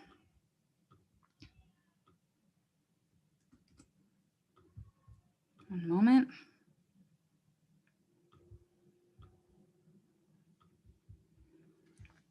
All right. And I am going to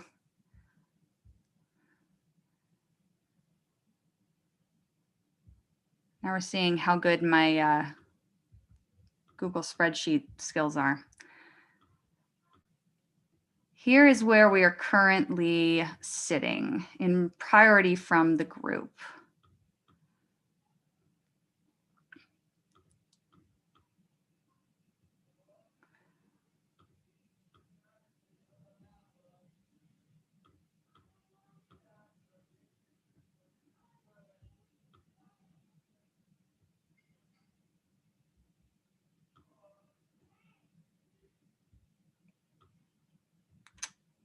All right.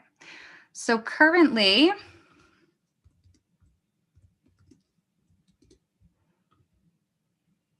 our top 6 priorities are here. So that's a lot of work, but I think we're starting to see. Can I shrink? Mila, can you zoom in on those first 2 columns or 3 columns?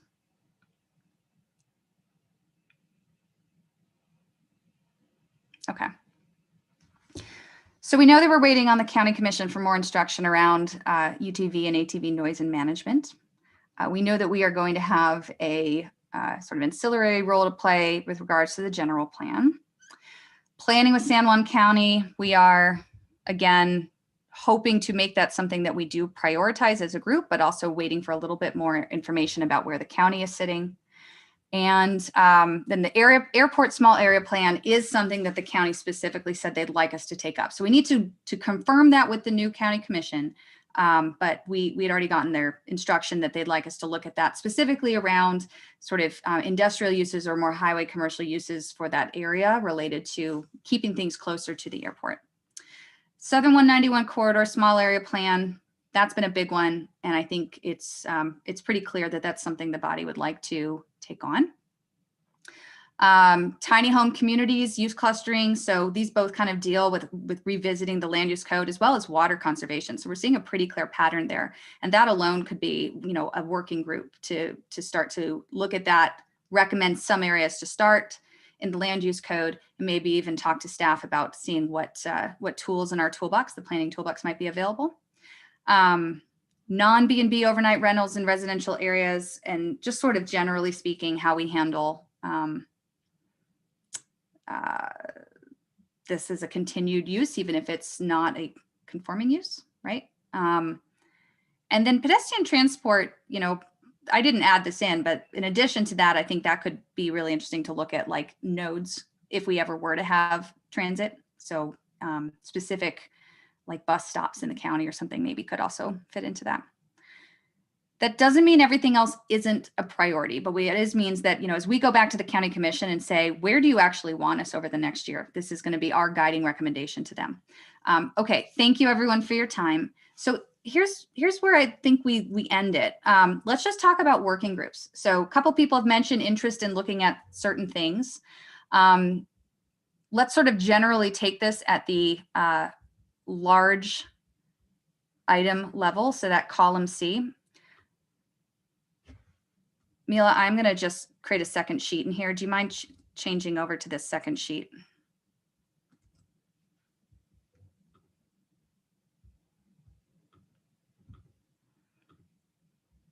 All right.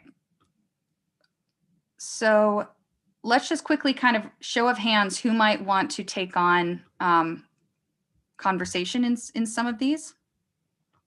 And we'll have some working groups. And the expectation of the working group is really just, if this is something you're interested in, there's no expectation that you sign up for one of these. But if it is something you're interested in, look at the priorities from that first sheet in this area. And then what I'd like is if we can come back together in a couple meetings and just get sort of an update from each group and start to put together ideas of things that we might do to address, for the land use code, it's a little bit more clear. What areas of the land use code might you recommend that we look at? Mila, I think you need to scroll up.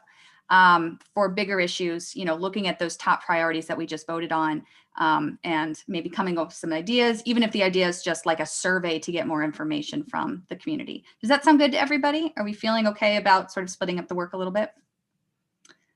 Cool. So I'm just going to go line by line. So community outreach and education. Is there anyone who's really interested in being involved in looking at these areas? The priorities, even though they didn't make it into that top 6, more opportunities for citizen outcome, fostering positive relationships with the developers, deed restriction education, and incentives were the 3 that were under that category. Steve, would you want to look into this? And can I just let everybody, go ahead, sorry. Can I just let everybody know too, that this is something that the Housing Task Force is working a lot on, and we will also have a part-time Vista in our office, and this is specifically what they've been tasked with. Sure. Sign me up. Anyone else? Steve, I'll hang with you on that working group. And I imagine, if there's member of staff working on this, if the county's working on this, think we'll just as we have things come up on these areas, as we're starting to divide up ideas, that way we can kind of focus a little bit. Rick, did I see that you might want to be on this too? Oh, okay. No, you didn't. Oh. Trying to unmute myself here. Thought I saw a hand, sorry. Okay, housing. And again, we know that we have the Housing Task Force. We know that there are groups looking at this, but specific to the Planning Commission, this is what we had: tiny home communities and ADU potential, and maybe that sort of RV park concept for employee housing were the 2, and housing development regs for affordable housing. And on that note, one of the things that I was going to bring up in future considerations is that the Moab Area Housing Task Force would actually really like to have a Planning Commission representative. So we would love to have somebody from the Planning Commission who, would like to be on that task force, and this might be a really nice overlap here. I'm super interested in both of those things. Awesome. And Josie, did you want to contribute as well? I know that you had recommended one of the items. Yeah, I'm also interested.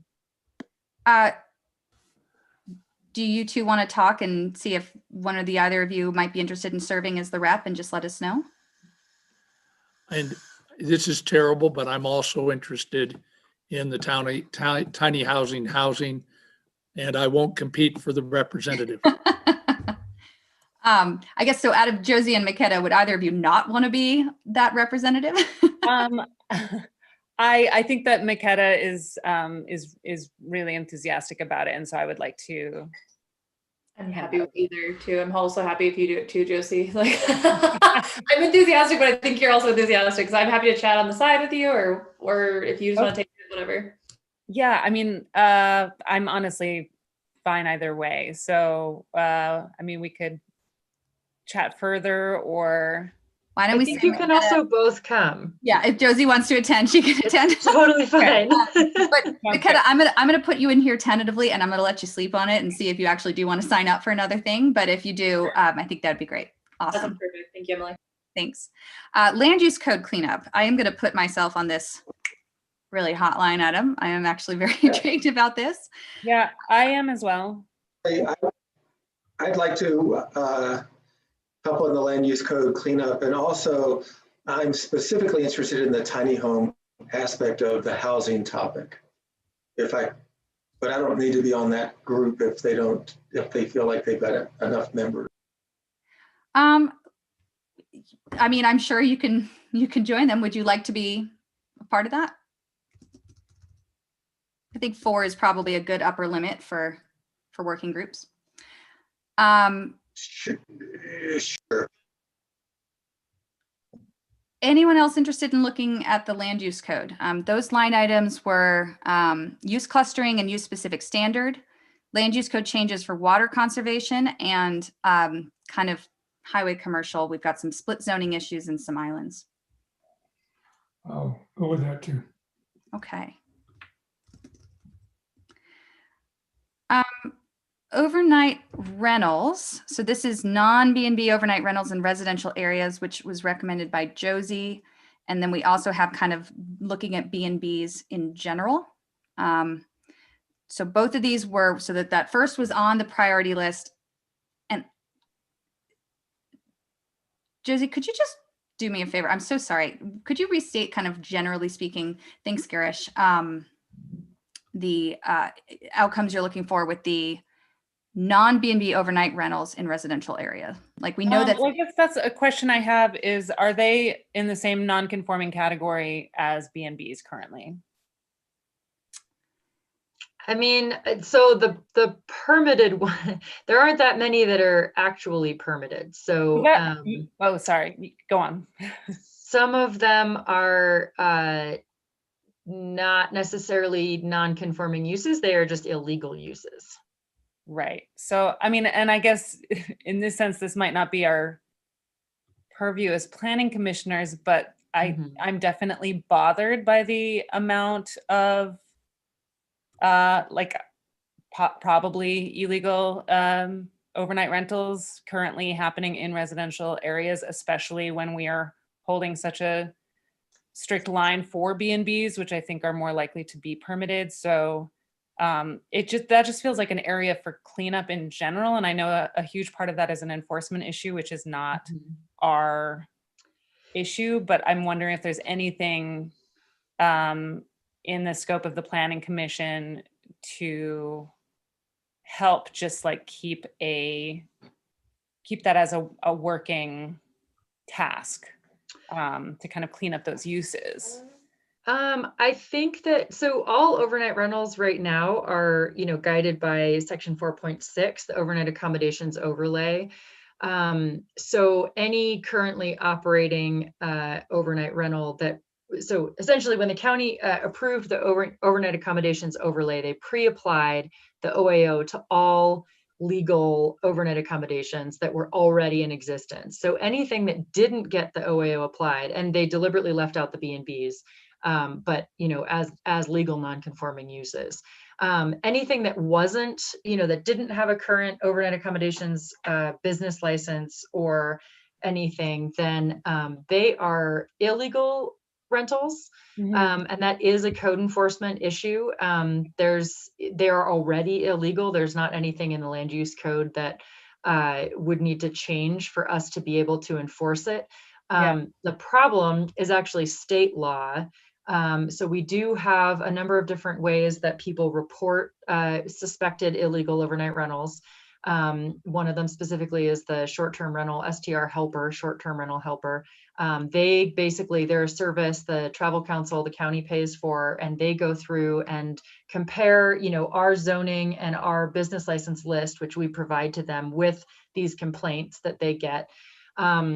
The real issue with enforcement and for these illegal rentals is that website advertising is not a permittable form of evidence. So it makes and that's state. And so it makes enforcement very difficult because somebody just saying, I see all these out of state plates there all the time. I'm pretty darn sure that this person is renting this. It's on the Airbnb website. We can't use that as evidence. So wow. So just because I find a bunch of these on Airbnb doesn't mean that we have, wow, that doesn't count. Yeah. So that's really the issue. The issue is if we could change that law, it would make our job a lot easier. But what we need right now is direct evidence, which essentially means somebody who, goes to the house, knocks on the door and says, are you renting this? And someone says yes. Yeah. Or something along those lines. So in as much as even just purely as a recommending body, continuing to recommend to the county commission to hold this as a priority. And then I guess I think Garish had shared that document of overnight accommodations permits, because I am just curious of what I find on Airbnb and other sites like that, what actually is a permit, and if something does have a permit, therefore if it could be changed to non-conforming if it is in like a very residential neighborhood and not in sort of a zone that we've accepted to be overnight rental zone. So yeah, I don't know. I guess my answer to you, Emily, is I don't know. I just would love to see this like cleaned up, So here's going to be my recommendation. So plans anyway, those are going to come and we are going to look at those as a body. So we won't create a working group around those. Maybe what we do with the overnight rentals is just kind of not say anyone is particularly going to go any deeper. We just know we're going to hold it as a priority if we get further direction from the commission. And that keeps us looking at transportation, which Steve, you had brought up pedestrian transport via main arteries. And again, the idea of these working groups isn't to give everybody a bunch more work, but rather just to kind of take a first pass at looking at these priorities, looking at these issues, hopefully meet or email back and forth, and just come back with like, here's some ideas we see, or here's some targeted places in the land use code we might address, right? So Steve, is this something you would want to look into, and would anybody want to join him? Definitely interested in looking into it. I'm not sure if I want to lead a second group. That's fine. Cool. Anyone else really just hot to trot on transportation? I'm curious.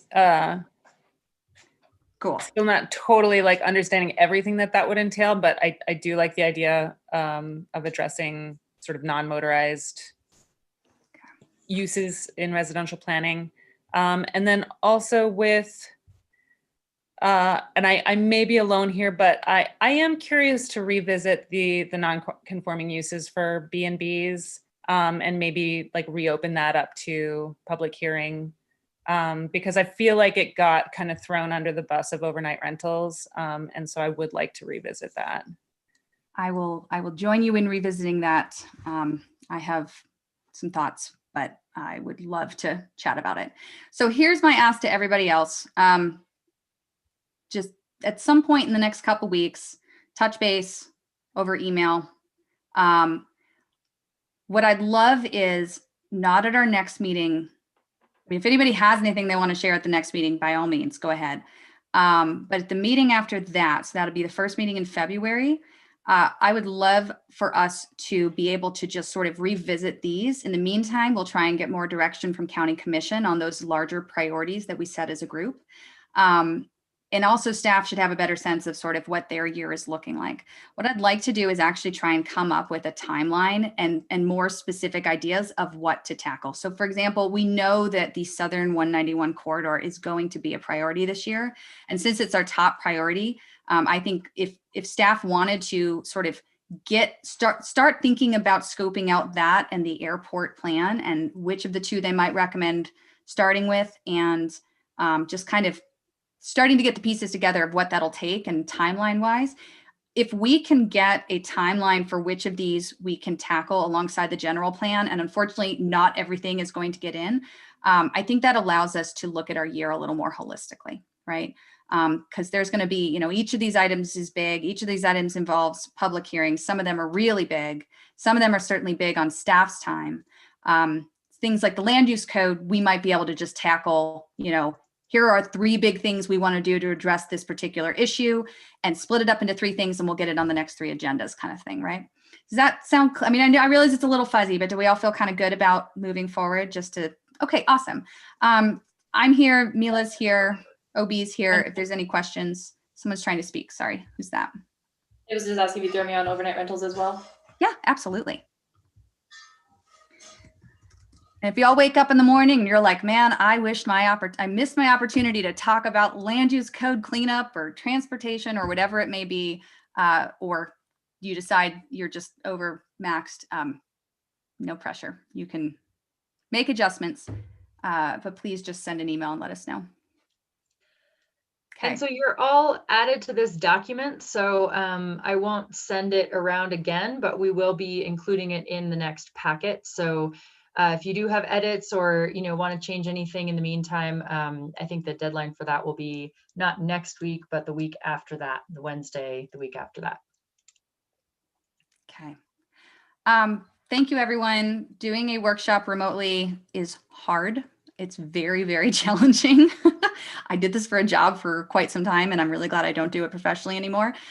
So thank you for your patience and for your contributions. Let's see here. I think that takes us to future considerations. So we've kind of just talked about future considerations, but anything else that we're missing?